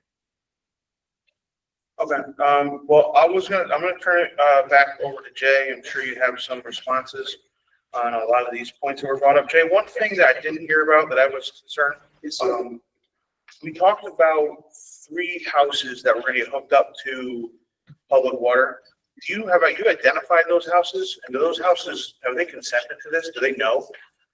They have not affirmatively consented, yes, but that's something that could be made a condition of approval if the board approves Do this they, do application. these houses even know that they're, We have not reached out to them at this time. They'd be premature. If this is approved, then we reach out to them. If there's another decision made, the time to reach out would be delayed. We don't want to tell someone, hey, we're going to increase your home value exponentially, only not to be able to do it. okay. All right, Jay, if you'd like to go ahead, you can, floor is yours. Sure. And I guess just another point to that, the condition of could address a situation if they don't want to do that in any event. We did take, I know I'm not the only one that took notes here. I heard some names, didn't hear others, probably will mispronounce them, so I apologize for that. And in addition to myself, we've got Mr. Soley. We also have Joe Versteeg, the fire code expert in the room here. So to the extent that I can't answer these questions, the smart folks will. And I should have mentioned before, we have Josh Levy of Vessel Real Estate in the room here as well. I think just, kind of before getting into everyone's questions individually, a couple of just general comments that, I want to say and I want to recognize. The first is that some folks raise the question, well, we don't want you to threaten us. How dare you threaten us? And I just want to be clear, we are not threatening anybody. And maybe that's bad negotiation. I don't know. I just feel like in these contexts, being transparent, being open, being honest is the best way to get to the best result for everybody. And so that's why we're being honest about what we intend to do and what timing we find to be acceptable to pursue a 4-story condition. I think the other thing too is that, I want to recognize that I understand that, change is difficult and a lot of change has happened and the pace of change is increasing. But for whatever it's worth, I've never seen an instance where, the change is prevented. It doesn't seem like change, can be stopped. What we can do is we can either let change happen around us or we can try and dictate the change that happens around us and make it better for ourselves. That's a general comment that I offer to the group here. The first comment was from Ms. Gilbert, I believe. Again, concerns about change and asking what end results do folks see. I have read, and there have been for the past couple of months, or it's been a couple months since I've seen another one, but articles about how Bethel may be close to a moratorium from 830G, and I would imagine that you folks know more about that than I do. What I can tell you is that if Bethel's close to a moratorium from 830G, this project would build 53 housing unit equivalency points, 53 points that the town would need to get a moratorium. And so if Bethel's close, I imagine that 53 points could get you across the finish line, if not close to it. When you're looking at how to achieve moratoriums, what you try and do is you find sites that are large enough to handle development. And, Again, the building, we're proud of how it looks, but if it's something that is not aesthetically pleasing to the general public, best to have it set back a couple hundred feet from the street, some would argue, rather than 10 feet or 15 feet or 20 feet away where it's visible.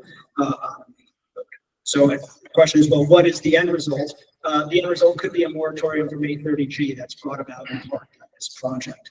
Some folks who expressed, comments on the potential for a 4-story modification. It was Ms. Light who brought up blasting concerns. Again, blasting is regulated by the state, it's in the purview of the fire marshal, not planning and zoning commission, and the fire marshal won't sign off on our blasting permit if it doesn't comply with, dot every I, cross every T of applicable blasting regulations. Traffic concerns, I'll let, actually maybe now is a good time to turn it over to Mr. Sully quickly. Kevin, if you want to talk about, might be helpful to rerun. I know we spoke about some of these things at the last hearing. How you look at comparing your traffic analysis, the lack of traffic impact here at this site. Because someone might say, oh, those questions weren't answered. I just want to emphasize those so nobody misses that.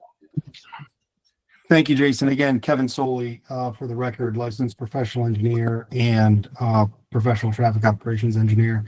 So I made a number of notes of some comments I wanted to respond to. I guess first we'll start with traffic. So there were concerns about the number of trips that would be generated, what study intersections were included, why those intersections were included. There were discussions and concerns about existing congestion that exists. So I went through this at the last hearing. I know some members of the public may not have been available to attend that, but I just wanted to kind of reiterate some of the studies and the conclusions that we did. So when we prepare a traffic study, we have to understand what's the existing volume on the roadway, and then what's our anticipated trip generation. And those trip generation rates are established based on industry standards that the Department of Transportation requires us. I can't hear him. No, he's just speaking too fast. Just a little bit. Sure. On your Sorry response. about that. No worries. Yes. Thank you. So we have to use trip generation rates, which are established by the Institute of Transportation Engineers, and those rates are established based on both local, regional, and national studies for specific land uses. So there was a question about if the trip generation rates that we used included both small apartment buildings and large apartment buildings, and the answer to that is yes. The study projects that were used they range from a myriad of different unit counts, so that does capture those trip generation rates, and they are also consistently and continuously updated, so they do have trips related to delivery vehicles and Amazon and things like that, which was raised by one of the members of the public. And our study was conducted for, again, for 80 units. So it's a little bit conservative from where we are today. And we have to look at not only, we have to look at what our trips will be at the peak hour of the nearby street traffic. So we look at that during the AM peak period, so morning rush hour, the afternoon peak period, the afternoon rush hour, and then again on Saturday during the midday. And in all those instances, our total trip generation is roughly 30 total trips. So in the morning, it's 7 coming and 23 leaving. In the afternoon, it's 19 entering and 12 exiting. And on Saturday midday, it's 16 entering and 15 exiting. So when you really break that down, you're talking about one vehicle added to the roadway network every 2 minutes during that peak hour. And because our trip generation is so low, the rule of thumb for preparing traffic studies is any intersection that exists throughout Bethel or any community, it has the potential to fluctuate by up to 100 vehicles during any peak hour. So if you count the total trips at an intersection on Monday, the trips on Tuesday during that same hour could be plus 100 trips or less 100 trips. So when we're preparing traffic studies, we have to look at intersections where we generate, the rule of thumb is 100 new trips to be applied to an intersection. So when we look at our trip generation for the size of the development, we're only generating less than 1 car per 2 minutes. So as those trips leave our project site and go through the network, we won't have anywhere near the trip generation on any individual intersection that meets that general engineering practice of including in a traffic study. So that's some of the reason why our study was limited to the area where it was. There were comments raised about the speed of vehicles. We did do and conduct traffic counts which captured the 85th percentile speed on Nashville Road. Our site distance analysis was conducted based on that speed, not just the posted speed limit. And we were able to demonstrate that we do meet and comply with the applicable standards and regulations associated with that. There were comments raised about the emergency vehicles and fire truck access, if they can access 3 sides. Yes, they can. And that does meet the code requirements for emergency vehicle and fire protection. And Joe Versteeg, our code consultant, can certainly opine additionally on that if there are further questions or clarifications. There were some comments raised on the number of tenants, and there could be 200 people living here. As some members of the public commented, this project is designed to be predominantly 1-bedroom units, and these are compact and efficiency units. So these units average roughly 575 square feet. So as a father of 3 young children, I could certainly tell you, I think it'd be very unlikely to have a significant number of children living in a 575 square foot apartment with 1 parent or 2 parents. So I think the potential concerns with that, are a little bit overblown. The building design, I know there were some comments raised by one of the first speakers regarding the building design and concerns with how that, in references to other municipalities. I can assure you that this application and the building permit, which would be applied for, has to comply with all applicable codes, or that building permit cannot be issued. And Vessel's design team and the architecture team, they do have a building that does comply with all applicable codes. There were some comments regarding utility availability and some comments raised about an issue in the town of Newtown. I'll just offer some color on that really quickly. As I'm sure residents remember, there was a pretty severe and significant rainstorm that impacted the Newtown area, the town of Oxford, in August of last year. As part of that storm, the influx of rain impacted some of the Aquarian's infrastructure. So at the time, they weren't issuing will serve letters. I'll tell you that, and that was what the town of Newtown said was a concern regarding that application. I'll tell you that the town of the Aquarian Water Company has since issued a will serve letter to serve that property. So there are no health and safety concerns related to utility availability. And I'll remind the commission that the Town of Bethel Utilities Department has issued a comment letter which does verify and confirm that there's adequate sewer allocation and water service for this proposed development. So those concerns the commission should feel comfortable that those concerns have been addressed by comments from the utilities department. And obviously there were some additional concerns raised regarding stormwater and flooding and existing infrastructure being insufficient.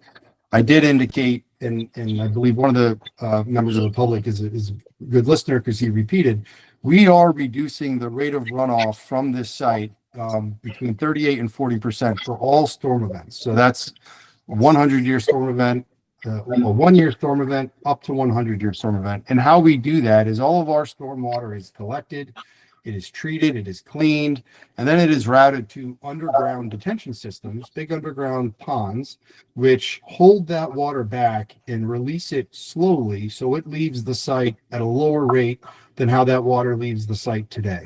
And that's done to address and alleviate any existing issues which may exist. So if this project is constructed, it will actually improve those conditions from what currently happens and how water runs off the land as it sits today.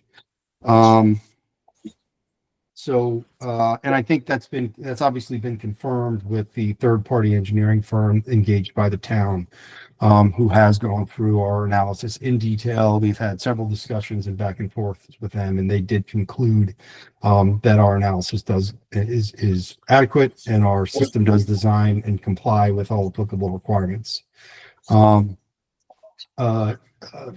Jason, I think that addresses most of the notes that I took.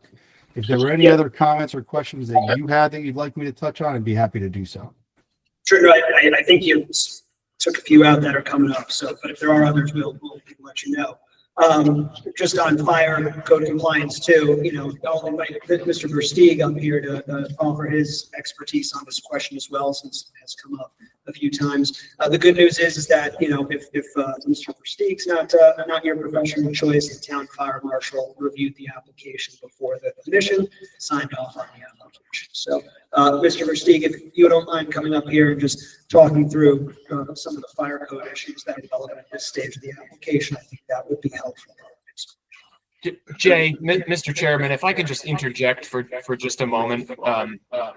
Beth Cavagna had her hand up, and her battery on her computer, I think, went out at the most inopportune time possible. She has rejoined the call, and I don't know if you want to recognize her at this time, but I just wanted to make you aware of that. Let's let the gentleman finish, then I'll call on her. Okay, thank you. Good evening, Joe Versteeg, Versteeg Associates, representing the applicant. As a licensed building official and certified fire marshal, the question came up about fire department vehicle access. The Connecticut Fire Safety Code, which is adopted pursuant to state statute, which is enforced locally by the local fire marshal and the state fire marshal at the state level, has a number of requirements for fire department vehicle access. Width of the roadway, the fact that the turns have to accommodate fire truck specifications, so you don't get hung up on a guardrail, right up on a curb and so forth. The weight of the truck has to be supported by an adequate roadway, and all of those things are factored in at the planning stage. But the fire marshal looked specifically at this document and said, yeah, we have one access required by the fire code. You provided that. You satisfied that requirement of the fire safety code. The turning plan documents and confirms that the town's fire trucks, mutual aid vehicles, can adequately make the turns without riding up on curbs or hitting any obstructions. And you only need access to one side of the building. Code requires that you be within 50 feet of an exterior door. That's the requirement. Multiple driveways not required. There's a section in the code about multiple driveways, but it has to do with, does the project itself generate sufficient traffic levels that would require a second driveway? This is not the United Navy base where at 4 o'clock, 4,000 cars leave the place. If you're putting it in an area with excessive traffic to start with, this project doesn't add to that significantly. That will require a second roadway. It's not subject to flooding. It's not subject to rock slides. It's not subject to blockage by railroad cars. And even if you did have an MTA track going across, the concern is 60 to 70 to 100 car trains that you find out in the Midwest, that once they cross the roadway, you're stuck there for 45 minutes. So none of the criteria in the code that would warrant a secondary access are met. They're not present. So the single driveway is inadequate. There were some concerns, there were questions raised about, a number of questions raised about the degree of compliance with the project for the building code. From the documents the gentleman looked at, you couldn't make that determination. And that's an absolute true statement. As you know, the documents submitted for planning and zoning purposes are preliminary. Here's what it looks like from the north, south, east, and west. Here's a watercolor rendering. Here's the floor plans, so you get a sense that there's not a nightclub on the first floor, that we're not doing anything strange up on the roof. And here's the parking. That's all you see. And that's all that's necessary. All of the other information, the nuts and bolts, required by state statute and building code and fire code, are in the construction documents. Those are the documents that specify the compressive strength of the concrete of the foundation, which manufacturers of toilets are going to be used, which doorknobs are going to be used, the fact that the building is going to be sprinkled, the type of piping, this hydraulic calculations for that sprinkler circuit. All that information is developed after you approve it at zoning level. Then the developer goes through and engages in the development of the construction documents, which are then reviewed by your building official and your fire marshal. And as stated, if there's an issue of non-compliance, you don't get a building permit, you don't build the building until those items are correct. And if you do get a building permit and it starts construction, there are mandatory inspection stages in the building code that require the building official and fire marshal to come out and do inspections to make sure that the building is being built in accordance with the adopted regulations of the state of Connecticut and the approved construction documents. And at any point in time, they find that it's not, the issue is stop work order. So those items are correct. So there's a lot of checks and balances in this to ensure that it's a code compliant building. Any questions, comments? Thank you. Ms. Cavagna, do you have something? Beth, are you there? Yes, I'm here. I'm sorry. I apologize for not being able to talk to you directly before. Two things. Ms. Cavagna, One, here, yes, please. my name is Elizabeth Cavagna, and I reside at 139 Plum Trees Road in Bethel. As a resident, I just want to recommend that the commission require or ask for an engineer study, possibly to extend sidewalks to the entrance of the property to provide safety for the residents that are exiting that property and walking downtown. Number two, the other aspect to that is if that cannot be provided, I would request them to look at the possibility of doing a donation to Overlook Park. So that will be an access for their residents to experience open space opportunities. And the last thing I have to say is just for the record, during our pre-application meeting, we did suggest that they look into doing this similar project in the TOD zone and consider a 4-story building for the site that's in question this evening. That's all I've got. Thank you. Thank you, Beth. All right, Jack. Great, thanks. I guess picking up with Beth, I don't see, we would not accept a condition related to sidewalks. If you look at the case law surrounding 830G, I think it was 4 or 5 years ago, Dakota Superior Court case where there was a denial related to sidewalks, and the court found that improper because there was no data or evidence showing the need for a sidewalk, and I believe the same result would occur here. In terms of other issues, I understand that you'll deliberate on the application in due course. Just some other issues related to what other folks have said during the course of this hearing. I think Joe, the next comment was this is a fire trap, not the case. Complying with everything, and again, don't believe us. You can look to the township fire marshal, and 830G will not absolve us from compliance with the building code or fire code when we get to that stage of the process. Again, Kevin already hit on concerns about flooding, drainage, stormwater. Again, if you don't believe us, the town hired an independent third party, SLR, to review the stormwater and the engineering components of this project. And they've signed off on it and said any other minor details can be addressed prior to the issuance of the building permit. We agree with them wholeheartedly. Someone brought up, and I'm sorry, this is where I missed some names and I apologize. I think I heard someone mention the steepness of the access drive. The slope and the grade of the access drive that we're proposing complies with the local regulations on that, the subdivision regulations. So that can be built outside of an 830G. So not really an 830G issue. Certainly if it's good enough to allow by right, it's good enough to provide needed housing.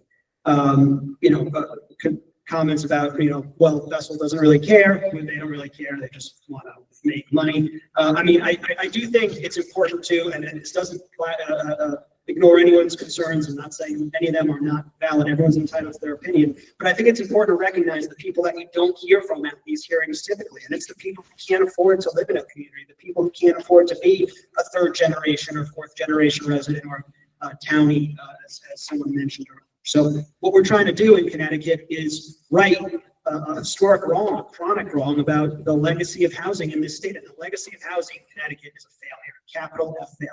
That's not the fault of anyone in the audience. That's not the fault of the folks that are on this commission, but it's a fact. And the good news is that we all can do something about it. And you can be a part of the solution on a site by allowing construction of a building that the only people that really see it are the ones who will be living there. Let's see, some more concerns about traffic, 4-story new traffic study. I think Kevin addressed all the traffic questions already. Concerns about parking. We have ample parking. The case law again is clear, and I'll speak more to this in my closing argument. The case law is clear is that parking is considered a nice to have and not a need to have in the context of 830G. And that would be an insufficient grounds to deny this application. The question about school kids, I reiterate, I'm not a father of 3, I'm just a father of 2. And again, 500 to 600 square feet wouldn't be big enough for us. I think I would get kicked out by my wife or anybody else. But again, this is me personally, I reject the notion that having more kids get a great education in the town of Bethel would be a bad thing. I think that would be a good thing. And I think it's a point of pride that families want to educate their kids in a town like Bethel. It's something that everyone should be proud of. Concerns about environmental or ecological impact. Again, if there were significant concerns about this, certainly Todd Ritchie is an expert and would have raised them. And he doesn't know us anything and wouldn't have signed off on the project if the evidence didn't point him in that direction. Case law can be instructive here where, if a property was designated as an open space property in the plan of conservation and development, that could be something. That's not the case with 48 and 50 Nashville Road. This is a property that's designated for fairly hefty density. It's the second, it's the category in the master plan that's second to downtown or TOD density. So it's certainly consistent with the POCD, not inconsistent. Sustainability, green features, our application materials, both our application materials and Mr. Levy and his comments in the last meeting went in great detail about how Bessel provides folks with really sustainable options in terms of saving costs on their heating, cooling, things of that nature. So we think that's a big win for the residents of this site. There are no solar panels proposed for this property, but still very green project. Someone asked, thank you. Someone asked, and to the gentleman's point, I see he's leaving, it's a little under 1.5 acres of trees that are being preserved. So we have to call out both facts. We have to deal with the facts as they are. Someone asked if we would build another building on this site. That's certainly not the plan. If that ever became a plan, we'd have to come to the Planning and Zoning Commission to get approved to do that. So there's no way that we can, get one building approved and then a couple of years from now, you're going to see, and then what we're proposing here today. The Planning and Zoning Commission, if you approve something, that's what gets built, and it gets built in accordance with the fire code and the building code. Fire truck access, woodland, all those issues, all addressed by Joe and Kevin. Can hit them again if anyone would like. Someone mentioned 175 cars. As Kevin pointed out, there's no evidence in the record of that happening, so I'm not sure where that is. I think that covers all the neighbor questions that we've heard from tonight. We'd love to get to your questions if you don't have any.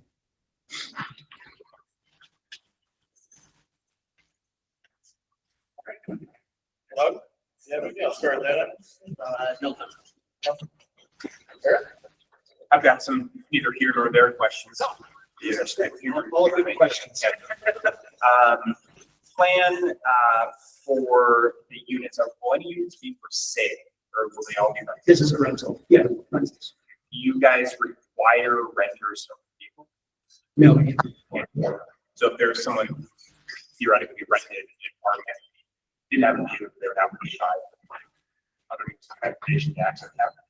Theoretically, I can't, ifs and maybes aren't, no, I'm sorry, that came out wrong, I apologize. Theoretically, it's, not really appropriate for 830G. Yes, yeah. Well, I think about it in the context of safety, right? And I know you kind of put the idea of the appropriateness of sidewalks. Have you or anybody from Bessel walked Nashville Road from the proposed project? Yes. overall, yes, support virtually. Yeah, that's a road that I literally do not travel on, but and I do not go down there because it is inherently unsafe. So first thing. The second thing, I'm not a developer by trade, and I was wondering maybe you could pull back the curtain a little bit so I can understand the process. We have a project like this, right? We're kind of sitting together and have design, have implementation. I would imagine that there's an inflection point where you as a group decide the avenue that you're going to travel, whether it's a traditional application or an A30G application. And I'm always curious about what kind of the impetus is to pursue an A30G application in a project that you purport to be for, right?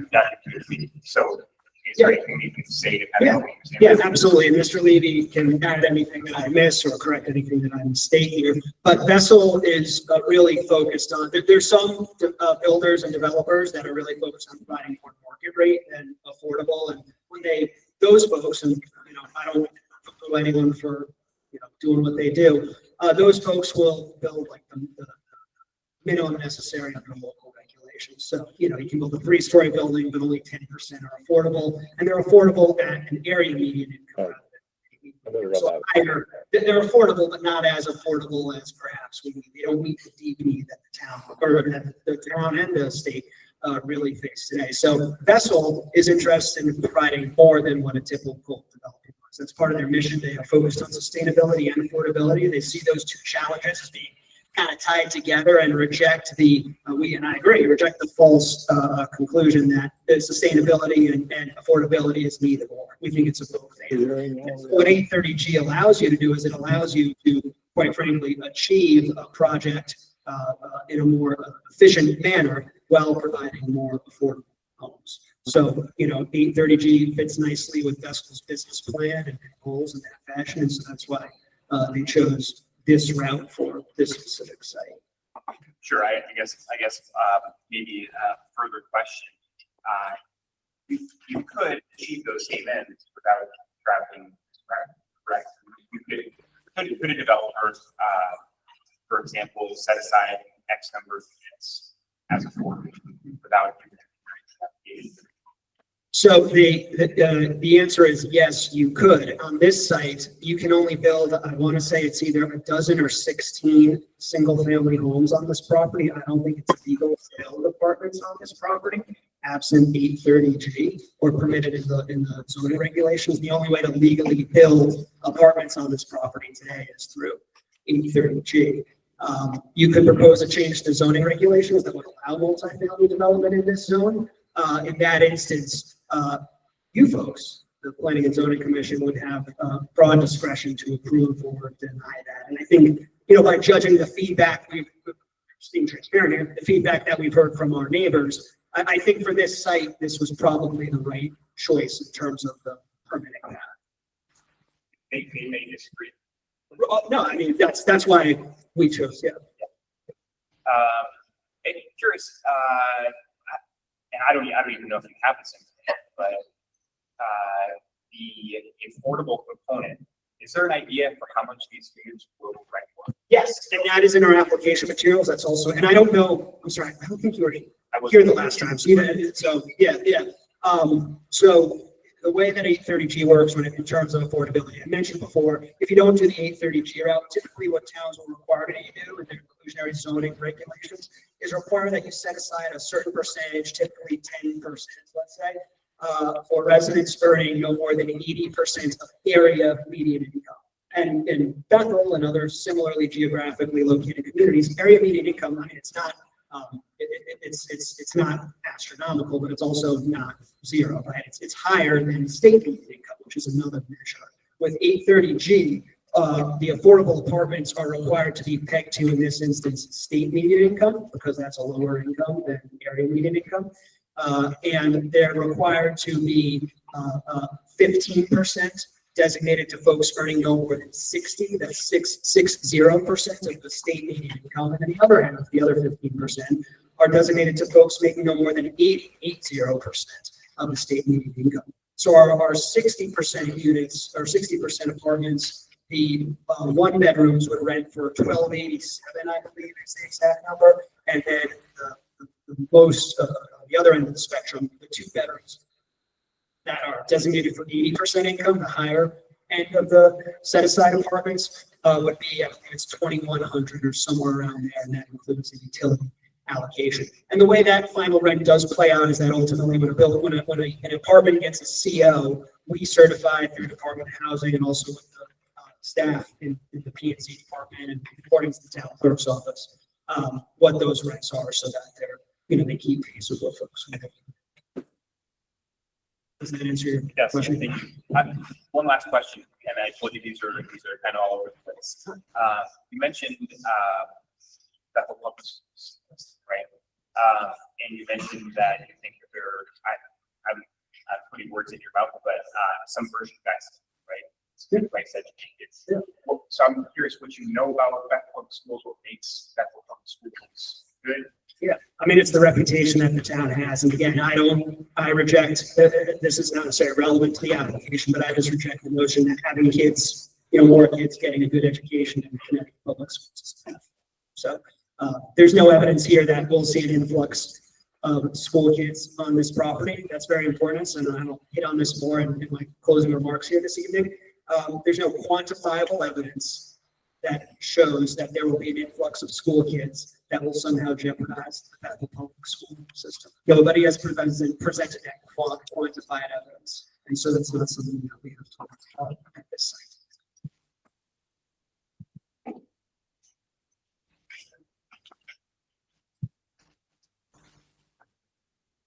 Let's see, where to start. So I'm going to start with being Jeff DeRosa, who lives 21 something from. We can't hear. Oh, I have one more. It doesn't work. Doesn't work. I'll speak up. Oh, it's working now. So as a resident at 21 Sunset Hill Road, I personally find this project disgrace to the community. It's not suitable for the neighborhood. Maybe perhaps a different part of Bethel. And Bethel has one goal in mind, and it's profitability. They found a cheap piece of land in 830G where they can come in and do whatever they want. He just stated that this site is suitable for 14 to 16 units, and we're going to put 75. Okay. None of these comments are going to deny this project for health and safety. I did want to read something. When you first came to the board, you mentioned that you reviewed our plan of conservation development, which also leads to our master plan, the board plan. And the opening page of that, I'm just going to read it verbatim from here. Downtown Bethel is distinguished by its historic heritage, village charm, and distinctive character. The plan vision is to build on these assets to re-energize the village center as a distinctive, healthy, vibrant, dynamic, pedestrian-friendly community. A wonderful place to call home, operate a business, and truly enjoy. I feel that this project is not satisfying any of those needs. For more detailed comments and questions that are related to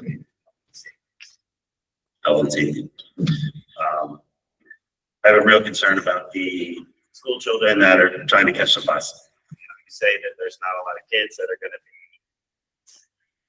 be on the bus or getting to any school children. I find it really hard to believe that single, one bedrooms are very appropriate for a single parent with one child. I do see that, I don't have evidence, but I do see that there will be more than 2 vehicles at the bottom of the hill, cars to pick up the children from buses. Not providing safe access by foot from the top of the parking lot to the bottom. I find that to be a health safety issue. Sure. Parking issue, there's certainly a limited amount of parking. You're squeezing things in.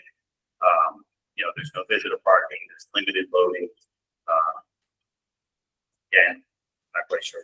my application for that, but sort of cutting corners. I noticed there was not a wetland, any discussion about wetlands. I think I saw one comment that said there's wetlands, there were no adjacent, not on site and not adjacent. So I drove by the site the other day, and across the street at 47 Natural Road, there's a brook. So I got out of my car and I paced over in front of 50 Natural Road, and I was about 100 feet.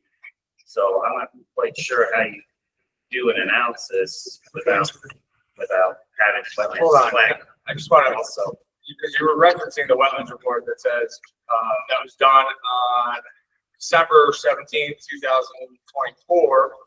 Because of the time of year, there was no leaves on the trees along the edges of the property line. I was able to view the adjacent properties up to several hundred feet away. Did not see evidence of single wetlands and or water courses. That's, you can easily go on the GIS map and see a wetland is delineated there. And that's why Jeff, he brought this up to me, and then I looked up at the GIS map. plus I see that 48 National Road is part of the application. I assume that the acreage on that parcel is helping you with some formulas for either stormwater management or parking down on your building. So to me, 48 Nashville Road is part of the project, and the wetlands are certainly within our. So, I think that there should be a soil scientist to delineate the wetlands and have the on the site plan to prove to us that no, it's 101 feet and it's not an issue. It's definitely close, just by getting out of the car basically. So I would make a request for that. The wells, these 3 mystery wells in the neighborhood, I feel like that's a condition of approval. That puts a tremendous amount of pressure on whoever the owners of the 3 wells are. And I think that should all be straightened out ahead of time before. That's could be jeopardizing the health and safety of those 3 individuals. If you want to take some actions in their own hands. Sorry, would you elaborate on that? Actions and stuff. I don't know how to answer the question. Maybe it's lowering taxes. Like, I kind of feel like that's what us is doing to us right now. The vessel certainly, I think we'll have a problem filling these types of units. I don't know if we have a need for 75 single bedroom units type of that you're thinking that we need. We're a family oriented community. We have senior citizens that are usually couples that need 2 bedrooms, and everybody's got 2 or 3 kids. I know. So, I find it difficult that you're going to be able to sell that many units. That, again, that's just my personal opinion. You come to us with this compromise of 5 stories to 4. It's a bit of a joke. If you came to us with a compromise, like, hey, we heard you guys that the Nashville Road floods. We're going to do down Nashville Road, put some new piping in to help that. Or we're going to consider a sidewalk that goes to town to make it walk.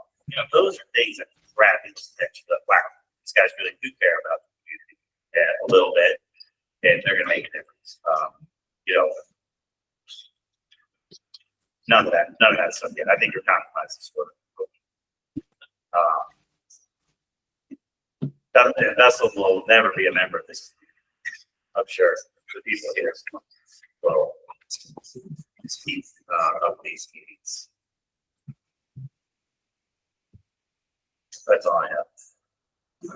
I think there answers the questions that are in there. So number 1, wetlands. No, there are no wetlands on the site. There's a letter in from our wetland scientist who walked the property. The brook that you mentioned across the street, I believe that's created by piping that's under the road. But in any event, the way wetlands regulations, you probably know a lot of this already, but the way wetlands regulations work is that if you are proposing activity within 100 feet of an offsite wetland or water course, or an onsite wetland or water course, I guess, that's when you have to go to the Wetlands Commission again. We're not proposing any activity within 100 feet of any wetland or water course offsite. We are not, and we confirmed that. I'm sorry, but I have to be firm on that. We had a pre-application meeting with staff, and certainly if that was an issue, staff would have raised that. And certainly if that was an issue, Todd Ritchie, who doesn't owe us anything, the town's independent expert who was trusted by the town to review this application, would have raised that application. So the good news is that there's no regulated activity that would require a wetlands board approval. And if you don't, again, if I'm not the person want to hear that from, I would staff to address that issue as well. So I think that's the first thing, and I think that's good news to the concern that you raised, that there's no regulated activity that would require a wetlands approval. The second issue that you raised was the plan for conservation and development. And our application actually outlines several facets of the POCD that the town, that this project complies with. But again, it's important to remember that the purpose of 830G is to ensure that local zoning regulations and certain local POCDs do not prevent the construction of affordable housing as it has through our history as a state. So the fact that our project complies with POCD, several aspects of it, is a good thing. However, if it did not comply, a court would not find that as sufficient grounds or illegal grounds to deny the application. It would be an illegal ground. And I guess the last, I don't know that it was a question, but you know, we look forward to being a part of this community. And I've seen these things happen where projects, you know, you go to the hearing, people say, you know, it's going to be the end of the world, traffic is going to go nuts, the schools are going to be overloaded. The project, whether it's a apartments or a grocery store or something else, project gets built, and you know the world keeps spinning. Life marches on. The same thing will happen here. In fact, what I hope and what I look as our sort of challenge, should you approve this project or when an approval gets issued, is that this becomes a point of pride in the community, or at the very least, it's something that people recognize they don't see. Because it's a good thing to provide these homes. It's a good thing to provide these apartments for people who need them. It is very important to get the next generation of parents and third generation folks in town who's coming into. Actually, you make a great point, because we are, tell from our other meetings that we are close to getting an application for a moratorium, because Bethel does have a significant amount of affordable housing already. So really, is there a need for this? In a matter of weeks, we hope we're going to be making an application. And that's going to take a little time to process it. This one's in front of us now, but we really don't have a need for affordable housing in Bethel. At 5 point on your statistics, 5.6%, which is more than any surrounding town. Any of our surrounding towns that touch us have Danvers have less percentage of affordable housing. So again, this is just the 830G, and folks have opinions on it one way or those opinions. But yes, Bethel does statutorily legally need more affordable housing. Like I said, the historic lack of it is not at the feet of anyone in this room, but it's our responsibility to make it better. And certainly credit where credit's due, where progress has been made. More progress needs to be made, and this project will help. And then another point, I don't know if it was a question, but the comment about 12 to 16 homes that could be built on this property, they'd be single family, and there'd be no requirement for any affordable apartments. There'd be zero affordable homes that would be built under the law. Here you're getting homes that are needed without question. Yeah, thank you. You mentioned, staff or SLR consulting engineer didn't mention anything about wetlands. The stream across was concerned they would draw it up. Respectfully, I disagree. You are doing a driveway within pretty much 100 feet of that, so that is site development improvements. We have seen this on past projects where it got through the cracks and it didn't get to a certain spot. And what happened was we have a site and we were able to walk there as a commission, go see everything with our own eyes. Not your consultants, not the town's consultant who I'm sure just looked at the paper, didn't really walk over there. And respectfully, I don't know if anyone from our town planning department walked over there. But when you have 8, 10 commissioners that are able to walk there, that's 20 sets of eyes that can see things. We would have noticed that. Are you planning on, you're expecting this hearing to close tonight? Is that the game plan here? Yes. Okay, Yes. and with no consideration of an extension? I do not think that one is needed at this time. I just really, you talk about openness, honesty, transparency. You took away a hearing. You did not come to the 722 hearing. Can you tell us why? Yeah, at that hearing, what we were really waiting on, the key deliverable, I would say, was SLR's independent review. That would have been really the only new information that would have come out at that hearing. And I think, again, we see that evidence in the discussion here tonight. I didn't hear any comments tonight. And again, it doesn't mean they were not valuable comments, and it's important that folks come out and speak at public hearings. But it was, similar issues that were raised at July 8th. So there was no, we haven't changed our answers to those except for the potential condition of approval that we were able to work towards subsequent to that meeting. So those drawings for condition approval aside, all the other documentation you submitted as testimony, responses to all of our departments, utilities, engineering, fire, your drawing set from Solely, all dated 7/14/21. 8 days before the 7/20 hearing. Yes, and SLR had not reviewed those. There was a lot of other material we're going to talk about. And also, please, at that moment, since now we are closing this public hearing, you have taken the opportunity for us to set a site, which is historically something we have always done on this commission, not just with 830G applications, but any large scale development in this town. So you're acting, trying to be a good neighbor of this town. You take away a meeting from us, you come back with a compromise, reducing one level, but really it's the same amount of units.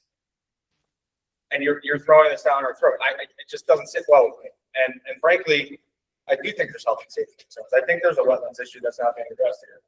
I do think that your acknowledgement of the 3 people who have wells don't even know that they could potentially be affected by acid rock. Kudos to you guys for doing the geotech report that shows the materials are there. But why are we supposed to just say, oh, we'll just connect them to the city water? Granted, it might increase their property value.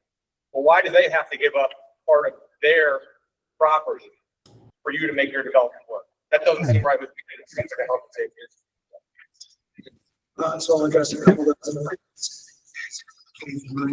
I hit on the wetlands piece in terms of a site walk. If that's past precedent, that could have been asked for the day this application was accepted back in May. It could have been asked for back in July, so I don't.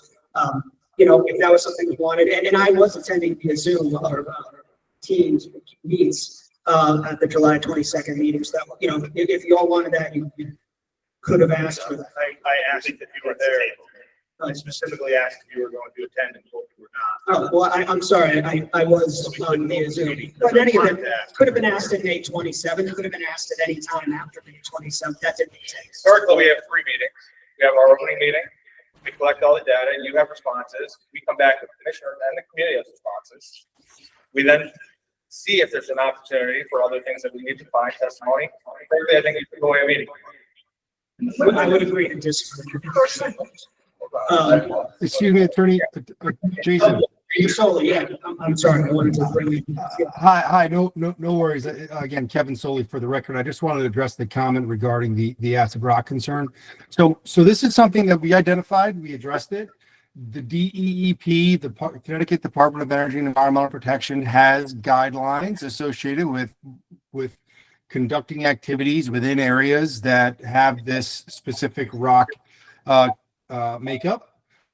It is not a condition that precludes construction. It does not say you cannot do activity or excavate rock. It has guidelines that you have to follow. And like in any construction project, things can arise during construction that have to be addressed, and they have to comply with all applicable regulations and requirements. That's how this project would proceed, and we would have to comply with all those requirements to ensure that we are not creating any adverse impacts. That is a construction level issue. That is not a zoning and regulatory issue that's governed or regulated by planning and zoning commissions. And as we indicated, deep guidelines creates, it says that working in these activities is something that needs to be monitored, and it could potentially it raises potential concerns. What we've agreed to do is eliminate any of those potential concerns and offer to connect these homes within wells within 1,000 feet to public water. If those members of the public do not agree to allow us to connect their properties to public water, they're certainly within their rights to do that. That does not preclude us from having the ability to proceed with construction on this property. The guidelines exist to create protection measures to ensure that the removal of material will not result in adverse harm. This property has the ability to be excavated, whether it's through this application or any other application, allowing, in accordance with zoning regulations and applicable laws and regulations. So just the fact that this rock exists in Bethel does not preclude construction or any disturbance in any means. And I would point out to this commission that this rock exists throughout the community. So any and all developments which may have been approved by this commission that required rock removal, the same concerns raised apply to those projects as well. And that, Kevin, I'm sorry, Kevin, this is Jay again. That facet of the excavation is regulated by DEP, too, correct? Is that Kevin? Excuse me? Kevin, that facet of the excavation is guided by DEP regulation as well. So there's state rules that we, That's correct. if those folks don't want to be connected. That's correct. There are measures that can be implemented during construction and excavation to ensure no adverse impact. And we would comply with all those applicable requirements during construction. And I guess someone had made, I think it was Mr. DeRosa before you, we're not going to bully any, if they don't want to do that, that's fine. They're within their rights, just as, we're being transparent with you all. I mean, you don't have to, you can approve 5 stories, you can approve 4 stories, you can deny. I mean, you guys are, have agency and we can't control what you do or don't do. We'll, deal with those, all those outcomes as they come. Just the same holds true for those homeowners. They can take the offer or not. That's fine. We'll be in our situation. All right. Jay, I would just want to ask, you're saying on those wells, just because we're on that, the 3 wells, you'd be acceptable, like make that a condition of approval? Yes, sir. Well, you want us to make that a condition of approval without identifying them? Yeah, I mean, I guess to approve something that we don't know if we're approving. No, I don't think you're approving. You don't know what you're approving. I don't know which wells. Kevin, I don't know if you want That's all to I'm speak. asking is the 3 addresses that we've identified. I don't know that it's entirely relevant, but it's where they can speak to those. I'm actually glad you came up, Mr. Levy, because I wrote a note here for the last meeting you were here, and I ended it with your last comment was you wanted to be a good neighbor, which I appreciated. So I'm hoping you weren't lying.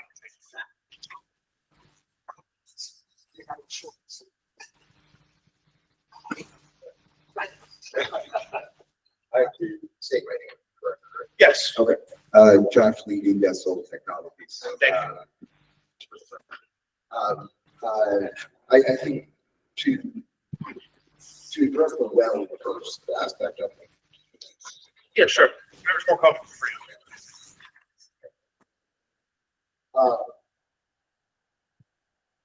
To address the well aspect of it, I think I think what Jay was saying in terms of the condition is that we cannot, and obviously would not force anybody to connect their house to public. The acid rock produces a situation where we would have to be very sensitive and follow very strict guidelines associated with heat during the construction in order to ensure that we did not cause any damage to their well or any damage to the water that was in their well, so that they were kept in the position that they were in. One way of enhancing that and ensuring that they could never have any problem well into the future, even if we follow the guidelines, and even if everything was done perfectly, take a step above that and say, we'll offer you a connection to water and we'll pay for it. They're of course not required to do it. We're not going to force anybody to do it. What we'll do is, in accordance with the standards, we'll make the offer, and we will, if we want to make it a condition of approval, we make the offer to residents and give them that opportunity. Totally fine with that because that's our intention. And we think it's a good thing for them. We think it's a good thing, for the environment. So happy to do that. If they don't want to, we'll be following all the guidelines anyway, and so, you know, that will ensure the safety of the house. I'll pause there. No, that's fine. And the other couple questions I had, just some of the things with the timeline, I get, and Mike touched on it with this meeting we had a few weeks ago. I understand you guys have no intention of having a continuation tonight, and that's your right. And you understand, you expect a decision by our next meeting in September, with the understanding that that would be the only way you'd accept the conditions.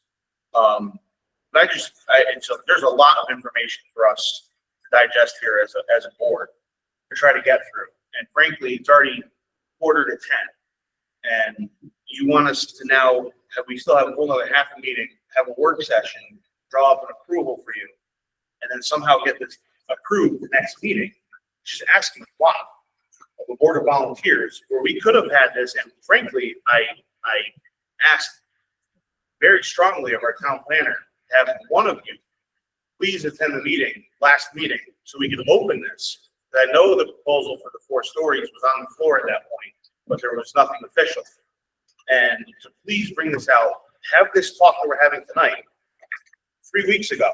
So then this meeting we're having now could be the meeting where we're wrapping things up and getting your approval if it's appropriate. So I'm just trying to show you from our side of the table that you're asking a very tall ask. And I appreciate also what you've done. Listen to some of our concerns. You've dropped the size of the building. You've lowered some of the unit count. You've given us a little bit more parking. Not as much as I'd like, but I appreciate it. I appreciate that the direction it's gone, but I just don't appreciate the speed and the ultimatum, if you will. I'm as a board member that has one vote, I'm willing to work with you. I want to work with you to make something that's the best deal for the town, recognizing that's an 830G application. But I want to make sure it's done correctly. We cross our T's and dot our I's. And I just don't think it's appropriate for you as an applicant that wants to be a good neighbor to say, hey, that's the deal I'm going to give you, but it has to be done in 2 weeks. So I'm certainly not saying it has to be done in 2 weeks. I don't know. That's our next meeting. Next meeting. But I'm sorry, it's September. Everybody takes to be able to respond. So certainly I was not aware of any time that anybody had asked me at the previous meeting. Generally, in my experience, boards don't want to meet with us if there's nothing new to report from the last meeting. I think in consultation with town staff, some of our credit review hadn't completed their review yet, so there was loads of information in one meeting and another, which I think why everybody decided to move to this meeting. But certainly understand the point. But it's uncommon to have to get a continuation. And get what you're saying in terms of that. I think just a few things here with setting back results. I think there was also things I wanted to talk about from earlier statements that I heard. There's been some discussion about school-age children, and I just wanted to provide. I think this is always a question in any family development. And I think that one of the reasons, quite honestly, that we focus on one apartments or anything is two reasons. One is meeting 150 municipalities. The question that I've always got asked to me, the concern that is always asked is about school-age children.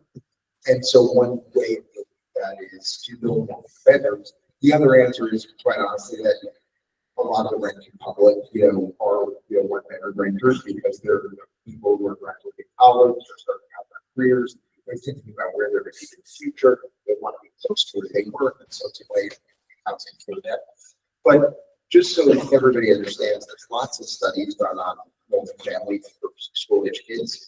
The national average bedrooms number of school age kids that's graded is 0.02 to 0.05 students per one bedroom apartment. So that means 100 one bedroom apartments produces 2 to 5 kids. Now, I know everybody says, well, that's the national average, you know, that doesn't apply to us. But Fairfield did a similar study, and they found that their average was 0.06 for one bedroom apartment plus nearly 700 units they had recently, and they were operational. When they did that study, it was a recent study for Fairfield. So that's even lower. The number gets actually even lower when it's related to rate restricted. So I just wanted to bring that up because I know it's always a concern, and that's a concern associated with any number of aspects of the project. And you know, I can say that all my years of doing this, and you know, started this at here, you know, the operation was supplies with the average. I don't think, but for maybe very limited instances, I've never seen a school educated apartment. I think one person said one about a single kid. I certainly have had one or two of those across the 2,000 units that I've managed over the course of my career. But it's few and far between because, you know, in most cases, they still need more space. And usually those single parents look for the property that's still geared towards, you know, children. So larger one bedroom units, you know, a place that has some 2s and 3s, so we're also putting in things like, you know, double families and other things like that in order to, you know, encourage families. That's not work. Workforce housing. You're expecting to have 75 20-something-year-olds. It's like your general demographic. So I would say that just to give context to it, we have 70 units that were putting on child rate. We have a 400-person wait list. And nearly, I was just there today, with the person who's going to be managing the property and that wait list. Nearly every person on the wait list, anybody who is not a homeowner, who's a young person on the police force or the fire department in Cheshire, is an applicant. Who's, you know, young people. It's, you know, all, and with all of the work that we've done to people who are working in the community. So almost all of that wait list are people who, you know, are in that demographic.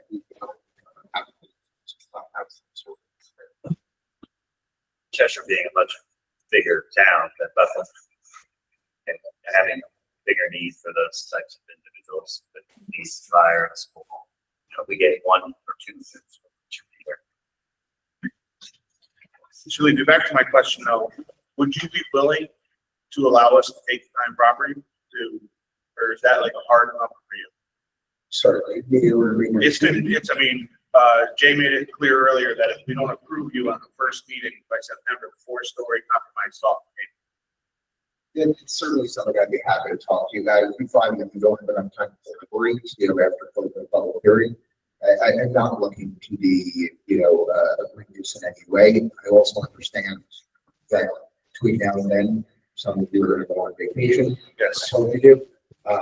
We historically do not have a second I'm August moving meeting. my son to college next week, so I understand, you know, that everybody has those things that happen in August.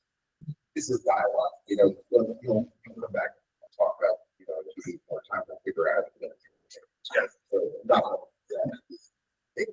same sample. Thank you. That's it for my questions. Mr. Chairman, can I just address the wetland question real quickly before we get too far along here? Sure. The wetland question came up as part of the pre-application meeting that we had with the folks from Vessel before they applied to the commission. I'm going to say about probably close to a month before they submitted their application. Dave McCullum was there. I was there. Health, Public Works. There were a number of staff members that were there. And Dave is also your wetland agent for the town of Bethel. The wetland area that's across the street is not a mapped wetland. It does not show up on any state data layer. We don't have any maps in the office that delineate that wetland. So that's important in that, you know, when we're looking at distances to wetlands, we need to either rely on something that's mapped or our best guess. So we took a conservative measurement, basically from the edge of that house that exists there that's closest to the wetland, using all of the available data that we have, the town's GIS, Google Earth. I've looked at the Connecticut Eco, which is the environmental conditions online, and done some measuring that with that. The shortest measurement that I've come up with is about 115 feet, which is of the 100-foot upland review area to the area of improvement. So that's why this didn't go to wetlands. We've determined that it doesn't need to. It's outside the upland review area. So I just wanted to address that. And if I can just give you a little bit of color context in terms of school-age children and the developments, I'm looking at a study that the National Home Builders Association did back in 2017. They found that nationally it's 7.7 children per 100 one-bedroom units in a multifamily development. And at that time, the birth rate was about 1.77, the fertility rate. So that's 8 years ago.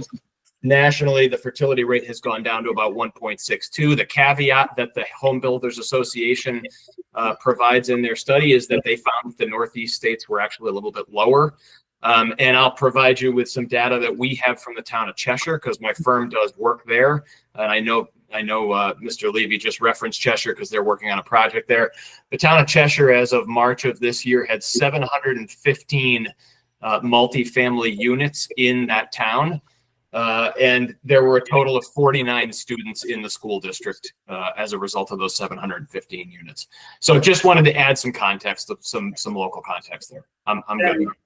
Jeremy, are these local wetlands? So they're not there's no jurisdiction of the state for the wetlands. So how would the state have any record of that? Typically the state layer, the GIS layer, is based on their soil information, and it's a guide that we use regularly when there's no local mapping for a small wetland area. So we kind of use that state layer as kind of a baseline, but it doesn't even show up as a wetland in their mapping. So looking at the wetland across the street, there's a brook there. You don't need to be right. Yes, right. There's no. I understand that, but the state doesn't have the brook mapped either. So what we're using is it's on the GIS. Yeah. We're using the town of Bethel. I use the town of Bethel GIS. I use the Google Maps aerial imagery, and I used Connecticut Eco aerial imagery just to get the best possible, viewpoint that I can get. And like I said, the most conservative measurement that I can get from area where improvements are going to be made to the edge of that stream is about 115 feet. Jeremy, I appreciate your comment there, but I also, work in the industry, and I did overlay the survey over the GIS map, and their survey is off by 10, 15 feet in any direction. So how do we can't use GIS. The GIS is not an accurate thing. It's close enough where they should have been invested. The GIS, sure, and I'm not going to get into a huge discussion over the GIS map, because I'm not looking at property lines. I'm looking at aerial imagery, and yeah, the GIS, sure, of course, those lines are always off on a GIS map because they're not always based on surveys. There's a whole host of factors there. What I'm talking about is taking a measurement between the edge of the house that lies just to the south of that stream to roughly the property line or the area between those two parcels at 48 and 50, trying to be conservative, saying that, I want some room for error here. So that's what I'm telling you. Understood. I appreciate that explanation, Jeremy. Thank you. Okay.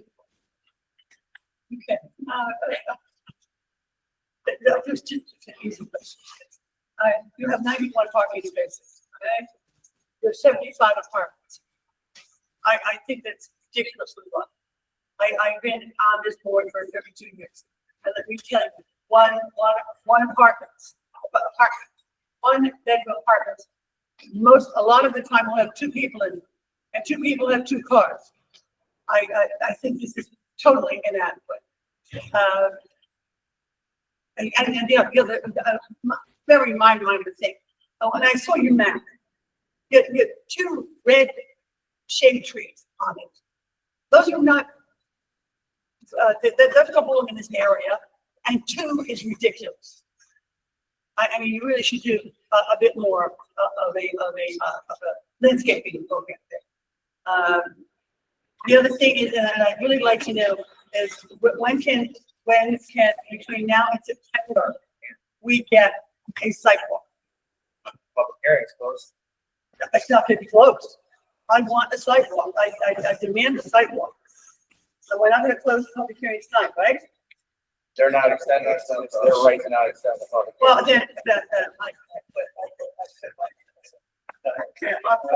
yeah, I must tell you something. I was ill with bronchitis and pneumonia for the month of July. I watched the first meeting on Zoom while I was laying in bed. I waited for the second meeting because I was going to ask through Zoom when you were going to have a sidewalk, but you didn't show up. So here I am tonight waiting to find out when. I drove to the site 3 times, and I can't walk on private property, so I did not go out there. But I want to see it. I mean, just by looking at your map, from where the entrance to the property is to where the building is, I think, boy, I better get my walking shoes on, because it seems like a far stretch. And for a child to walk from that building out to a bus stop, forget about it. I wouldn't allow my child to do such a thing. I mean, so I can't have a sidewalk. Is that what you're telling me? So I should start out. I'm only getting closer because it's harder for me to hear as we go down the lines. So You I'm can getting hear my closer. voice everywhere. No, it's not you. They've told me a million times. It's not you, it's me. In terms of the sidewalk, I mean, you know, you all are free to do as you will in your free No, time. I'm not free to do it, Bill, because it's private property. We're not allowed. I'm trying to answer the question. We don't own the property right now. We're the contract purchasers. It's our position, again, public hearing closed this evening. But does that mean it has to? Because you thought it was going to? Well, I believe it. We have more questions to be asked. We want a sidewalk, so why can't we not leave this meeting open until the meeting in September, so when all things can be covered at the same time? Sure. So, I mean, I think the answer is clear on sidewalks, that no, we wouldn't be agreeable to the condition of that, and there's no evidence in the record that would require it. I think if the application were denied because of a want of a sidewalk or lack of a sidewalk, a court would overturn it. And there's case law that is directly, you know, these aren't new, novel issues. These are issues that have been litigated in the I know, past. I've seen In many, terms of, many 830Gs. yes, in terms of a sidewalk, again, we don't control the property. Everyone's free to do what they want in their free time, but we don't think there's a need to extend the public hearing. You know, if there was a wish to do a sidewalk, that could have been asked for, back within May. In terms of parking, yeah, we filed the application. I believe when the application was accepted. It wasn't on our agenda in May. It was accepted on, I was there at the May meeting. It was May 27th. It was accepted and referred out to SLR, to the fire marshal, to. Right, but that, we don't You ask didn't open questions. it. No. Public hearing It wasn't open. Could have been asked on July 8th too. That's a good point. But yeah, yeah. And I'll address your parking question in the closing. I'm mindful of the hour.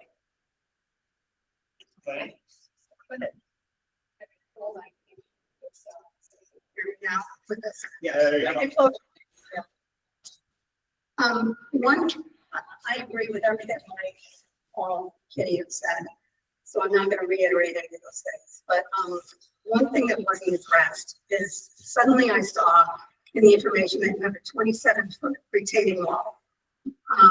And I think that is 3 floors high, so I consider that a safety concern. And you got an apartment complex that's close by, that's also been concerned about this. So I'd like to understand a little bit about that, where it is, what you're doing with that. There's nothing about a fence on it or anything else. One of the things on that driveway that's very long and steep is the concern about, there's a property owner who was here on the 7th or whatever it was, and was concerned about that coming behind his property. I would be concerned if that was behind my property, that someone could come, you know, in the winter or whatever and slide off that right into his property. I don't see anything about having guardrails. What's the room for the snow piles? Children walking to the bus stop, I consider it a concern, and maybe you don't consider it that because you don't want to do sidewalks along there, which I brought up at the first meeting. And, you know, if you're going to have a bunch of cars of people waiting for the bus with their children, you know, how many are we talking about? And, you know, how far does it go? I know you're talking about having a little, you know, area or something now, which I didn't see on those plans. You brought up the fact that there are only 3 sides for the fire access. And I know the fire department talked about having stand ladders in the back. I would be concerned if my husband was a firefighter to be on a stand ladder where you can't pull a truck out of there if suddenly there was a major fire at that spot. So I consider that a safety issue. You know, you're saying that you don't have to have more than one side or whatever it is. I don't know. That doesn't seem right because we've had other projects that we were concerned about with the fire access. The professional engineer who did the review from the public, I'm not sure if you've addressed all of his concerns, and one of his concerns was people's concern and other properties that you have built, that you're not responsive to people's needs. They have a problem. He had 2 quotes, and it was like an 81-page thing that I actually didn't read all of it today, but it's a lot. On other projects, we talk about blasting. Where is it in relation to other homes and things like that? We don't have anything showing exactly where that blasting is going to happen. We didn't do a sidewalk, so we didn't see rocks or anything else. And we, in other projects, had stipulations about blasting and how far people have to be in order to be, you know, have their foundations and their wells monitored, which we increased on one of the projects by, I don't know, it was 150 feet or something like that. And I have written down all of the different things, all of the letters that have been written from the town and your responses and everything. And I did not see that there was anything that you were waiting for. Thomas, SLR, Todd Ritchie had responded on July 2nd. And Fire Marshal was July 8th. And let's see what else. All of the SLR, July 2nd. I don't think that, I don't know what you were waiting for exactly, because I expected us to have a meeting on July 22nd. And then I looked today and saw that you went to the police department on July 21st or somewhere around there. They wrote a memo. And they weren't real thrilled about the project. And so they are not totally on board with it from a perspective of the Nashville Road and the whole parking issue, which you say is not an issue. People would have to go park somewhere else and Uber to your place if they're going to visit, because there's not enough visiting spots. And you're looking at 2 people, probably, you know, in each one bedroom, you have a couple that each have cars. Why would you do all something you don't have no parking? I guess that's it. I'm very concerned about the fact that you're pushing this, you know, really quickly. We've never had anything like that, and we didn't get to review everything. And I just think it's, you know, you would mention that you want to work with the commission in the town. I had a fortune with me the other day, and it's for me, but then I realized it's really for you. It says, walk the words you talk and talk the words you walk. And I just don't think that initially, what you said is what you're doing now really did that. So that's all I have to say. I think, we want us to just respond to at the end, okay, that's fine. So you're saying we're gonna have, plastic 9 to 12 days, 8 to 3. Grab that microphone. Sorry. You're saying you're gonna have plastic from 9 to 12 days, 8 to 3 p.m. And of course, that's not continuous. Plastic comes and goes. Are you looking to process any of the spoils on site? We'll try and reuse some of the material. I'm looking at Josh if I'm mistaken. So are you looking to bring a crusher on site? Are we bringing a crusher? I'm not sure if there's a crusher called for on this job. Because you're gonna be now generating, you minimize the blast, all right? You want to listen to what I have to say, or do you want to talk? I can wait. No, please go ahead. It's fine. Are you looking to bring a crusher on site? Because a crusher will bring additional noise. Are you looking to provide a pre-existing survey that goes beyond 250 feet beyond the boundary of the property line? I mean, if that's a code issue, certainly we comply with any requirements of blasting. So now that's the requirement for sure for blasting, then yes, we will abide by each and every standard for blasting. For crushing, I'm not sure if that's, are we crushing on site? Yeah, we are crushing on site. That's, there's nothing that forbids that in any applicable No, regulations. nothing forbids it, but there is noise and there's communication and sharing that information with your neighbors. Well, I mean, all the pre-blast surveys, post-blast surveys, pre-blast How many notifications. trucks are you looking to take off the site with debris? I'm not sure if we have that quantified at this point. A few hundred? How are you looking to provide traffic control for safety as those trucks get to the bottom of the hill? I mean, we will, this site will be built safely and with all applicable. Okay, all right. And I will, excuse me for one quick moment, sir, I will mention again and bring up these cases because these questions have been litigated before and I want to be transparent. How did you pick Bethel? I mean, there are all kinds of towns around here that need 430G. We don't.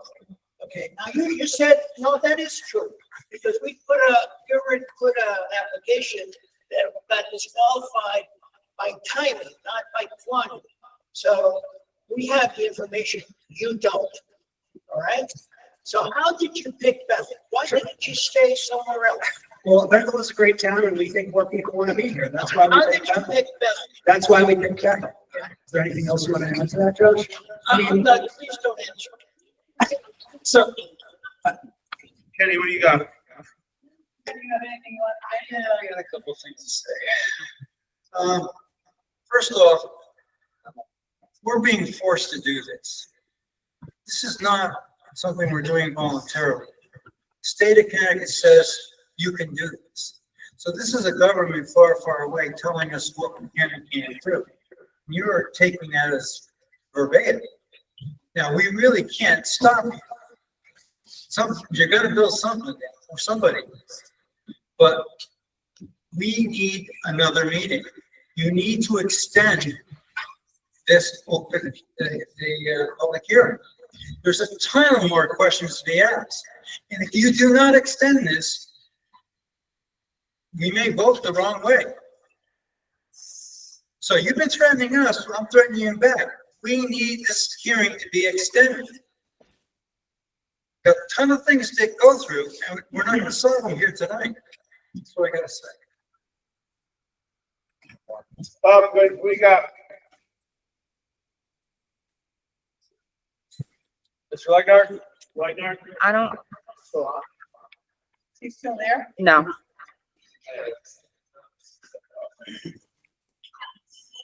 He's still there, guys? No, he's not on Oh, anymore. he's gone. Mr. Legnard's not on? He's gone. Mr. Chairman. Yep. Oh, I'm sorry. Mr. Carter. Mr. Carter.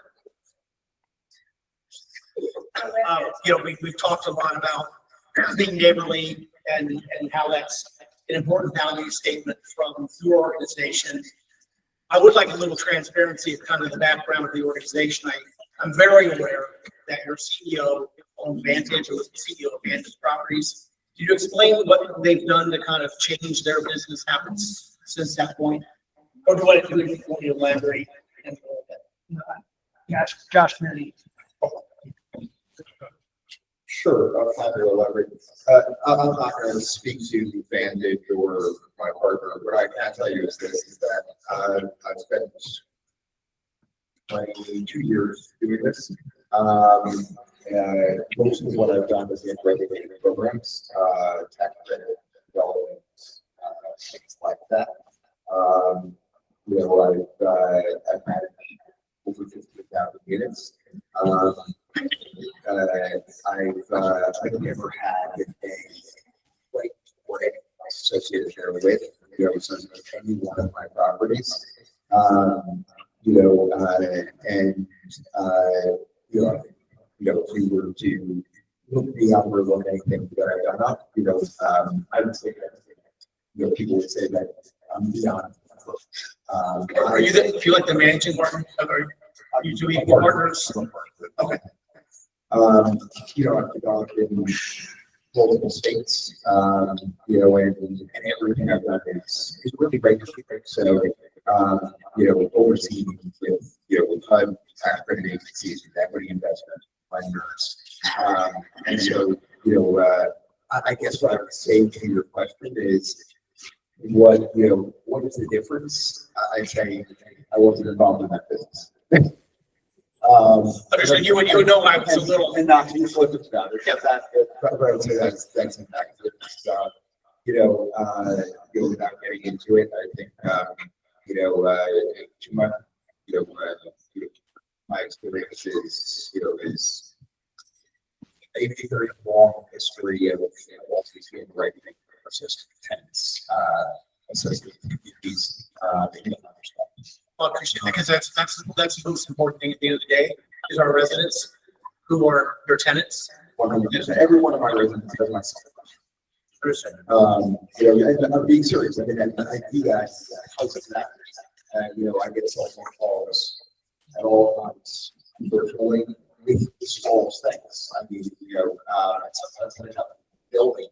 Sometimes I do something happen in their life, where they, you know, help or something. Where they're going to a place to stay down and be back.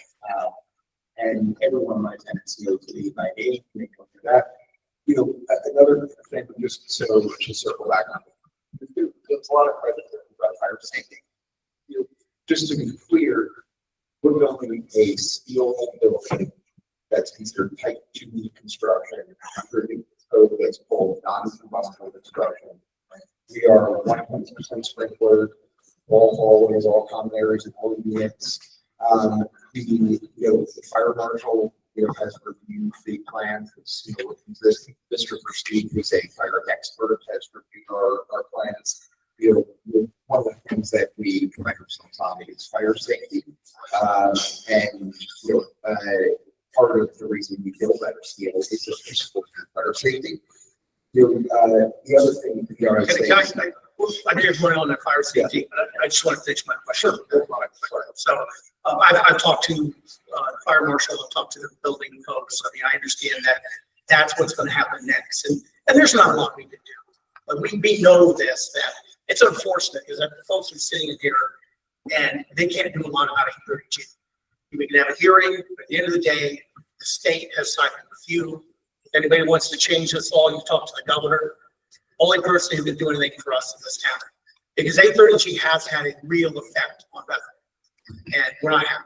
It stinks, and you know, don't take it personal, but it stinks when the company comes in here and wants to put up something like that, and we have no say. And I think that too, it is a little harsh when these folks are asking for a little more time, and we're drawing lines saying they can't. So I would hope you give them some more time. I think we know the outcome. But at least give them a chance to really talk about conditions. I mean, I know there was you said you're going to change the color. I'm not sure if you're going to do what you did in Simsbury. I know in the court thing, you guys painted it brown instead of white or something. Yeah, wood veneers. You would, fine, but give them a chance, you know, to hash that out. Because I know at the end of the day, we're gonna have to swallow what happens to us. So that's my take on it. We'll take that. So Yeah, which question, the parking question or was? No. Store. Wall, Oh, Kevin. sliding off Kevin, along the can you driveway. answer the retaining wall question that was asked? Sure. So we do have retaining walls, both cut walls towards the west side of the site and fill walls along the north and the eastern side of the driveway. Those retaining walls do include 4-foot chain link high fences. So we do, and we have contemplated fall protection and concerns regarding that. So those safety measures are in place and in accordance with and are demonstrated on our documents, our design drawings. That's like guide rails going down the driveway. What about down the driveway? Yeah, and there's also there's guide rail along the driveway as well. Where there's any opportunity for any vehicular movements in proximity to any retaining walls.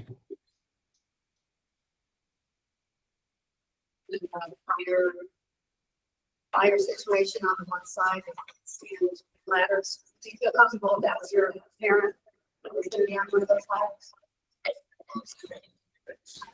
The question, or was the question that your trucks only had, No, on stand three up? sides, she said that you had access.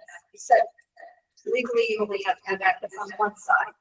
Right, that's. But on the one side, fire department has said that they can stand ladders. Okay. Stand ladders. And would you feel comfortable, I'm asking, would you feel comfortable that your parent or your wife or whatever, on one of those ladders? If that's what they had to do, go back. I'm not sure my opinion means anything. It's the fire marshal, you know, the fire chief who would say whether they think it's safe or not. I'm scared of heights, so I wouldn't want to be on the ladder. But yeah, I think that's why fire marshals and fire chiefs, you know, look at these to make sure that they, you know, feel that it's a safe condition, and they've said it is a safe condition. You know, for access. You know, the likelihood of honestly with them moving ladders is fairly low in a steel building. That's pretty, but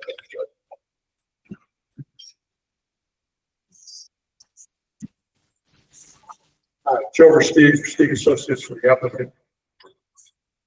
The requirement in the fire safety code that you gain access to a building, park a fire truck within 50 feet of the door location for the interior of the building. It does not take into account, nor does it assume that you're going to put ladders up against the building. The building is fully sprinklered. If you look at the data from the National Fire Sprinkler Association, American Fire Sprinkler Association, National Fire Protection Association, the testing done by FEMA and UF, National Institute of Standards, you'll find that between 89% and 92% of all fires in the residential occupancy are extinguished with one sprinkler.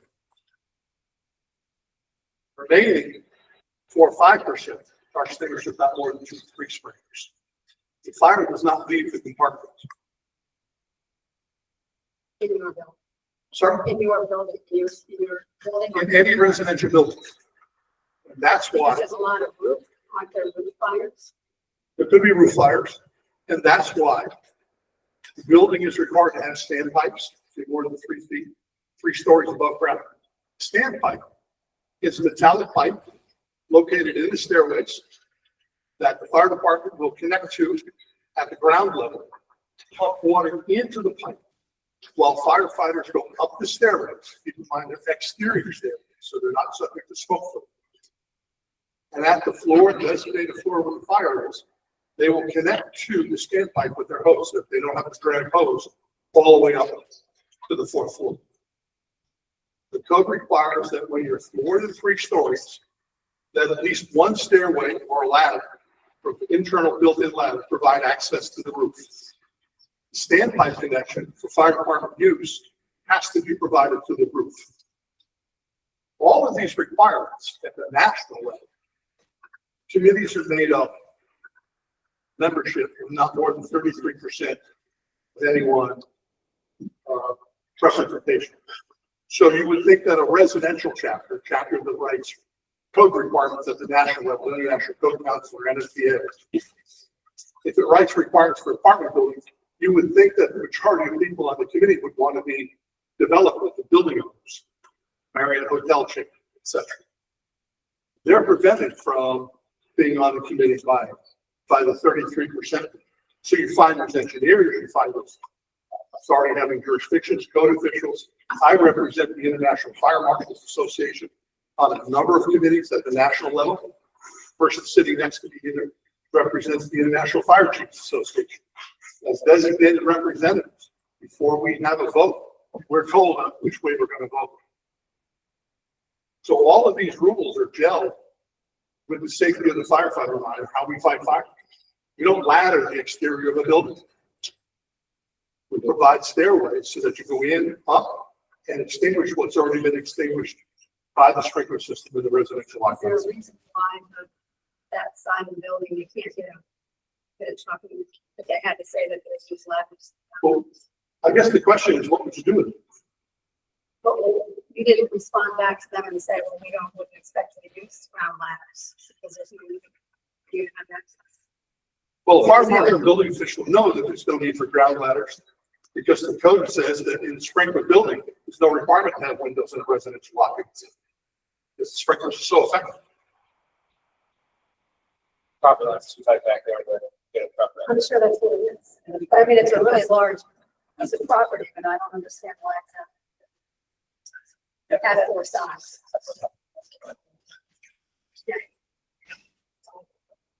So provide some insight. Thank you. Thank you. What is your? Joe Burstein.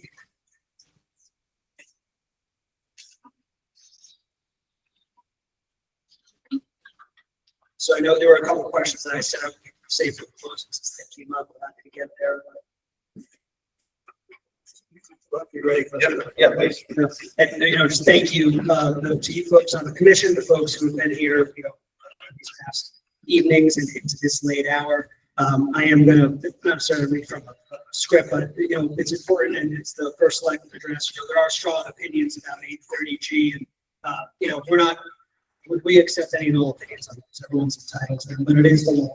And it's important to follow the law. So I want to make sure that this record is clear onto how the law applies to the facts that we've discussed on this site. And the remarks that I'll be reading from my associate Karina Arredondo will provide you with a written copy. If you don't want to listen to me at 10:30 at night, you can look at this as you're considering the application. So in any event, 830G does have a burden shifting impact on a typical planning and zoning application. And the key purpose of the application of the statute, whether you accept it or not, is to facilitate the construction of more houses. And it applies to any community where there is not 10% of homes deemed affordable by the state law and where a moratorium is not in effect.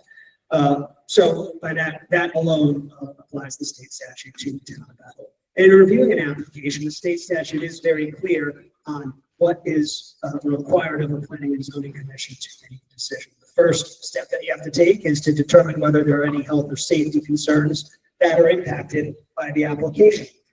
The next step in the analysis is whether those health and safety concerns outweigh the need for affordable housing. Then the last step, if it comes to that, is if there is a health and safety concern that outweighs the need for affordable housing, is there any modification that can be made to the project that would satisfy that concern? We've listened carefully to the various comments made by you folks, made by our neighbors, and find that the first prong, health and safety concern is not met. Here's why. And again, I'm looking at a case law that's very clear.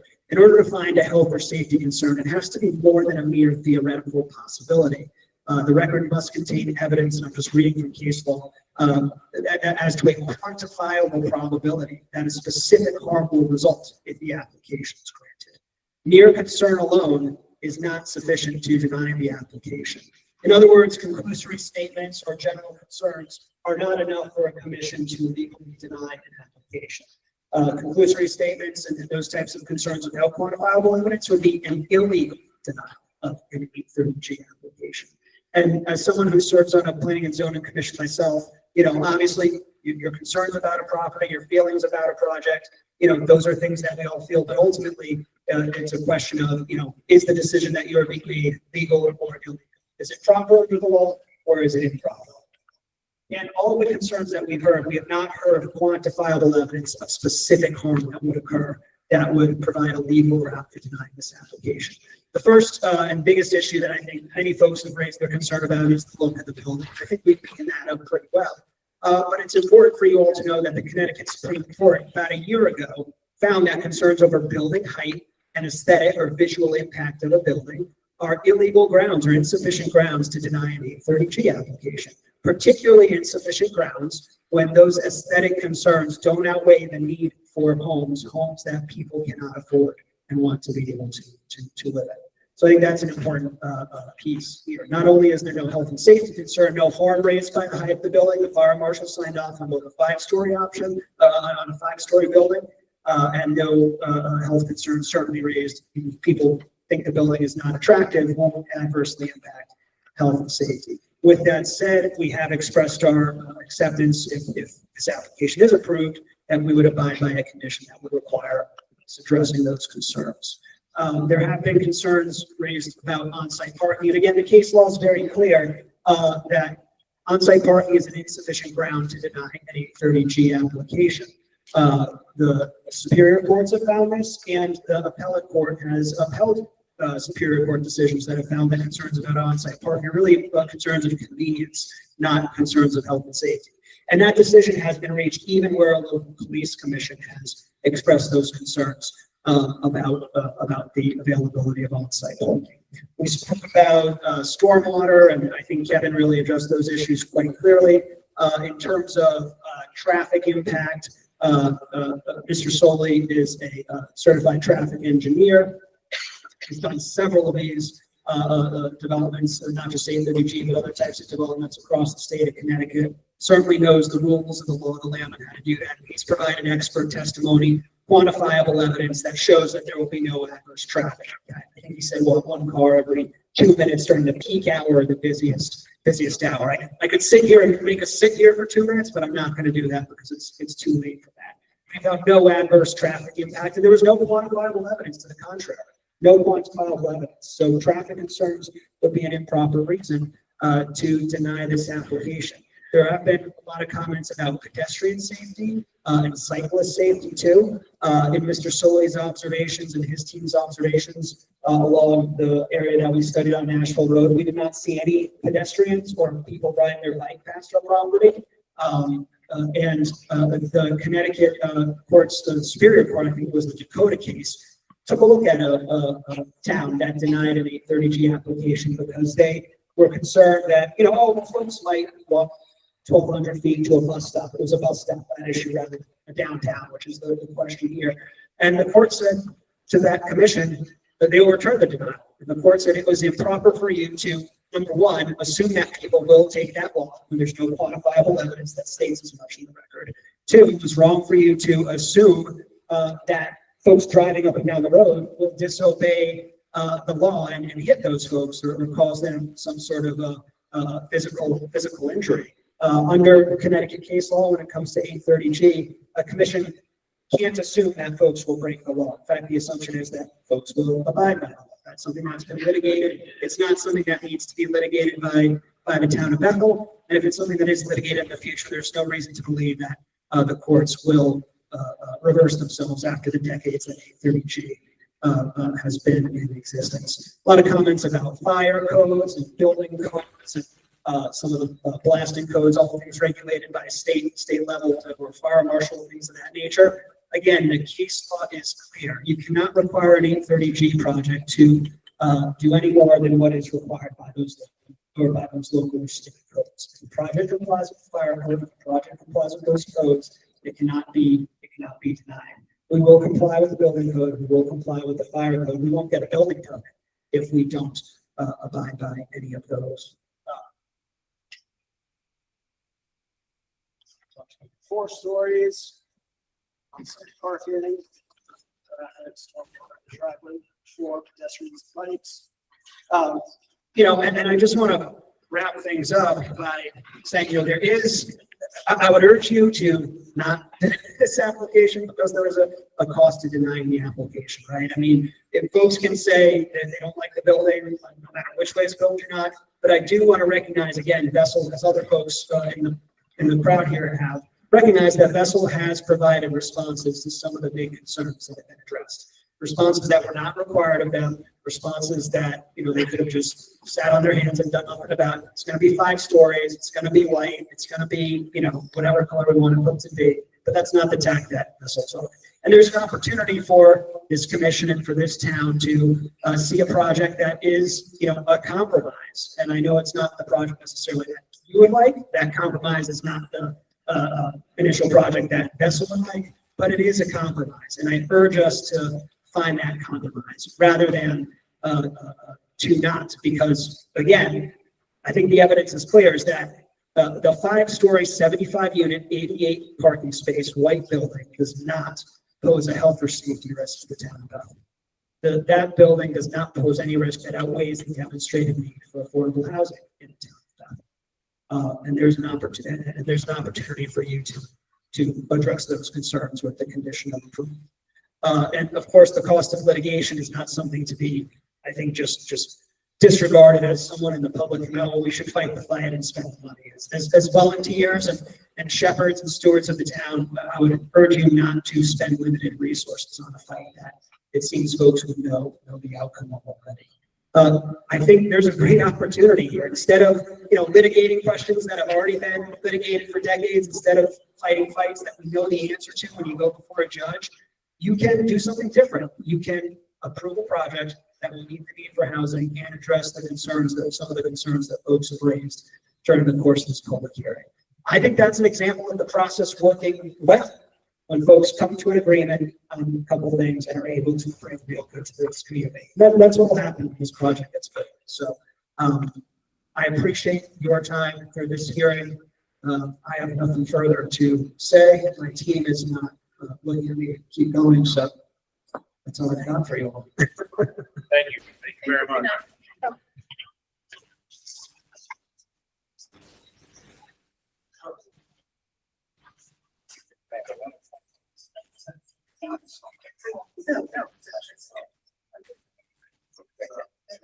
Make a motion to close the public hearing. Second it. All in favor? Aye. Opposed? Paul, do you mind doing a roll call? Yeah, we do a roll call. Thank you.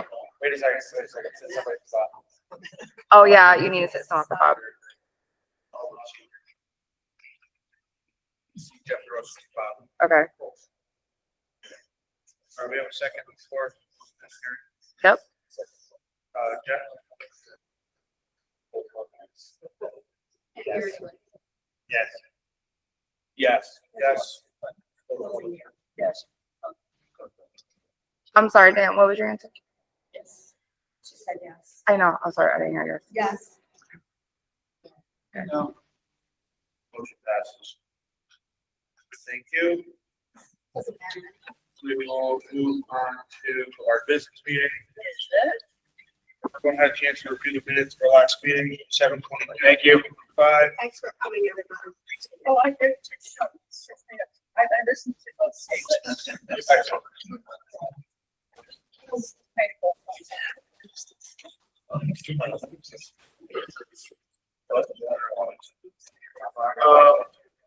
So everyone had a chance to review the minutes at 7:22. Want to make a motion? Second. Oh, who made it? All in favor? Paul made the motion. Oh. Aye. Any opposed? Any extensions? Motion passes. We have an invoice for the News Times for $613.10 for public noticing. I'll make the motion to pay. Second. All in favor? Aye. Any opposed? The abstentions? The motion passes. Given the time of night, I'm going to table the work session for 6A. On to 6B. Appoint Jeremy DeCarly and Paul Ferrari as zoning enforcers. All those in people? Yes. Okay, I make a motion to approve. I second. That's David. Yeah, Uh, yeah, I'll second that.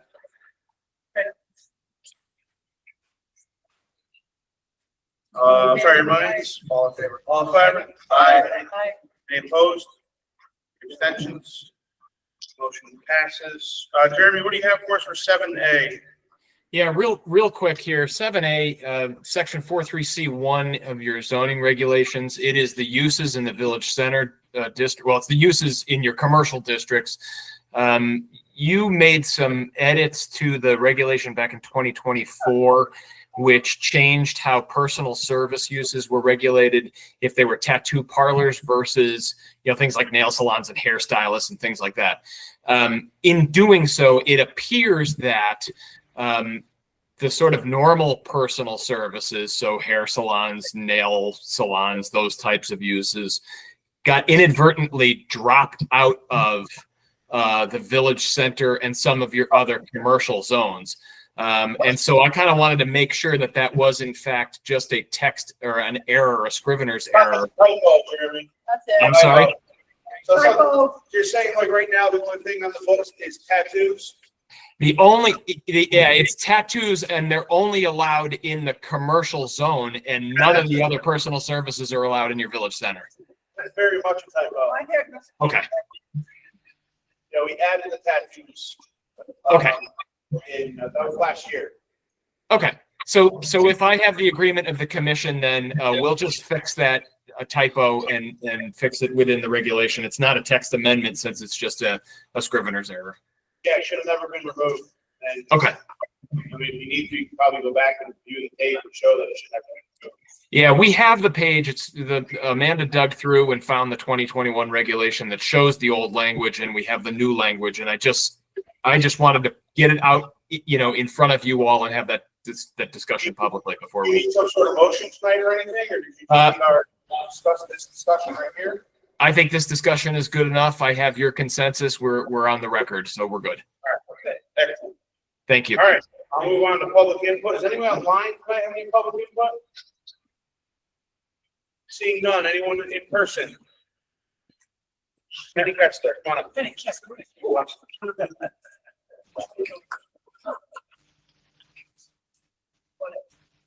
So first of all, respect to all of you. Oh. No, to all of you. This was a tough meeting. I think this is my personal thought. I think that this group, this body, was treated disrespectfully by the applicant. And I think that whereas you could have responded with equal and opposite disrespect, you chose not to. More credit to you. I do have a question, because it was never clarified, because they left. They're right outside. Oh, good to know. Okay, guys. Are you expecting? I stopped you speaking. We can't talk about that. Can't talk about that. All right. If it's specific to that project. Nothing specific to the project. Okay. Respect. That's it. You know, I'd like to say something for the people who are still here.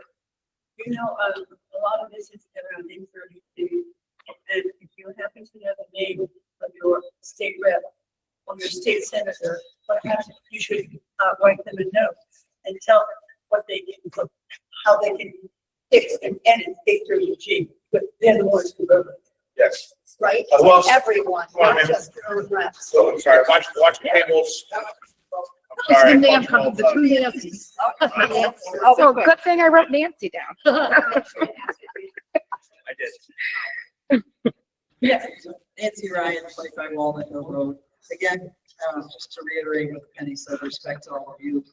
I feel like we were threatened and disrespected, all of us, not just you, but all of us tonight. There was nothing. Please don't dive into the. I won't. I'm just gonna quickly say that, you guys have a really tough job. And in general, I think the 830G, yes, it's a state thing. And we're having to deal with it again and again and again, not just you as a commission, but town. And it's unfortunate that we're getting something shoved down our throats. So I'm not talking about specifically that project, but a lot. So. Thank you. Nancy? Rich Hill Road. So how is it that I've been speaking to this since 3 years? Commissioner, not commissioners, like the police commission, fire department, all the other commissions, all the other departments seem to sign off on all of these things. We all see things that apparently they don't see. So maybe we're totally wrong and maybe this is all A-okay. And we shouldn't be complaining so much, maybe protest too much. They're giving that this long before it comes here. I didn't hear you. They're given the application first before it comes here. And then they write their notes and then I know, but they all say there's no problem here, which means we're all just stupid.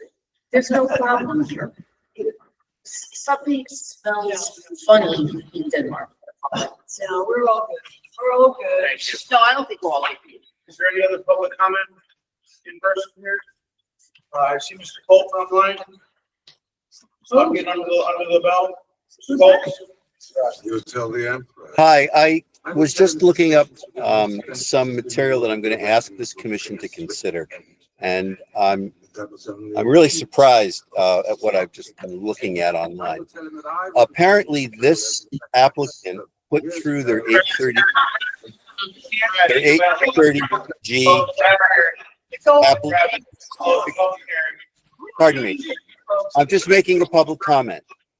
The application was made prior to the applicant owning or even being in contract. Not take any, Brad, I'm sorry, we're gonna have to mute you for a second. Not take any general public comment, nothing to do with the applicant or the project. Okay, I'm done. Thanks. Thank you. All right, commission comments. Carter? Okay. I don't know that we want to get into this tonight, but we really need fire lit here on item number 9, the planners report. Documents were sent. Was waiting, hearing this now for a while. Glad that you were here, Dan. We need something done here. 100%. One of the 830 moratorium. Really have it. Yeah, they are. They're. Oh, I'm sorry, I skipped over the planning In the report. process for. No. Yes. But I think that was more or less addressed to me. Somebody just spoke to the 3 months. Sorry, I'm sorry, Jeremy, I skipped over that before I went to. Yeah. That's okay. I heard Sproul, and I think that's more or less addressed to me. And I mean, I've got a little bit of an update since my report went out to you all late last week. I did hear from Melanie this morning. She has reviewed our latest attempt to get the numbers accurate. After a little bit of a quality control effort, I did revise our housing unit equivalency points down because there were a couple of things that were duplicative, and there was one project that does not belong in the set aside category because it doesn't meet the set aside requirement. That said, it's a razor thin majority, or it's a razor thin number, but we're still above the required HUE. We are looking into, or Melanie rather is looking into, the deeds for the accessory dwelling units to ensure that those have the proper language within them in order to count, because without those, we don't quite meet the number yet. And that is sort of the last piece of the puzzle before we can submit this thing up. We also are in touch with the town's housing administrator because there are 4, and again, this is all part of the process, right? We're trying to dig through all of this stuff to make sure we've got all the right documentation. It takes time, but there are 4 older developments that are being counted that their affordability plans that were accepted at the time do not meet sort of the requirements that we would need them to meet in order to show that the developments are compliant. So we need something from the town's affordable housing administrator in the form of an affidavit or a letter that goes along with the application that says, yes, these 4 developments are compliant. So we're gathering that, we're reviewing those deeds, and I think once we have those in place, we should be able to submit this up to the state. So again, I apologize. I know that you guys have been working on this for a long time. We've put we've sort of put the pedal to the metal, so to speak, in the last couple of months. It's just a lot of paperwork. If you saw the boxes and binders that are sitting in Beth's old office, it would probably blow your mind. But I think we're at the 11th hour here. Can you give us a commitment from Melanie on when she'll actually have everything together? You know, I'm not gonna pressure her, but if you could just ask her, is this 1 week? So I'm gonna jump in on that, if that's okay, Mr. Chairman? Yeah. It has been told her that is her only priority right now. That is her top priority. Just to get this done. We all understand, but you gotta understand this has gone on for years. Yes. Some things were not documented the way they need to be documented. And they're working their butt off to get it. And So you know, I feel the frustration. Blows first selectman's phone up almost every day. Yeah, he's calling me every day about it, and it's like, and I'm calling Melanie every day about it. So it is her priority, and I really understand the commission. I want this done as fast as you guys. Something on, just so you guys know, something I do. Honestly, probably. I'll show you the text. Probably every other day. Yeah. At least every other day I'm calling her text. I Anyways. showed Beth's office today, Beth. Did you have anything else for the planner's report, Jeremy? I'm sorry, I'm gonna skip you there. No, that's the big thing. I know you all are waiting with bated breath, so I'm just trying to do the best I can to keep you up to date. Do we have any?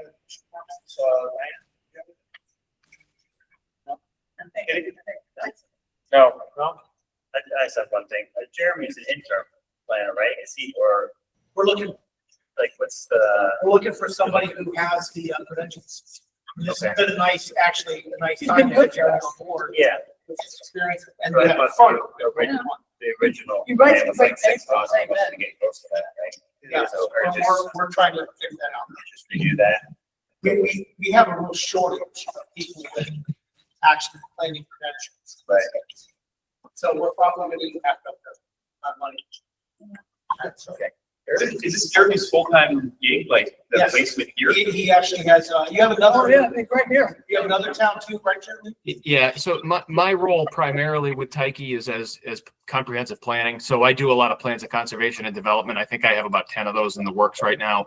I staff the town of Winchester as their planner.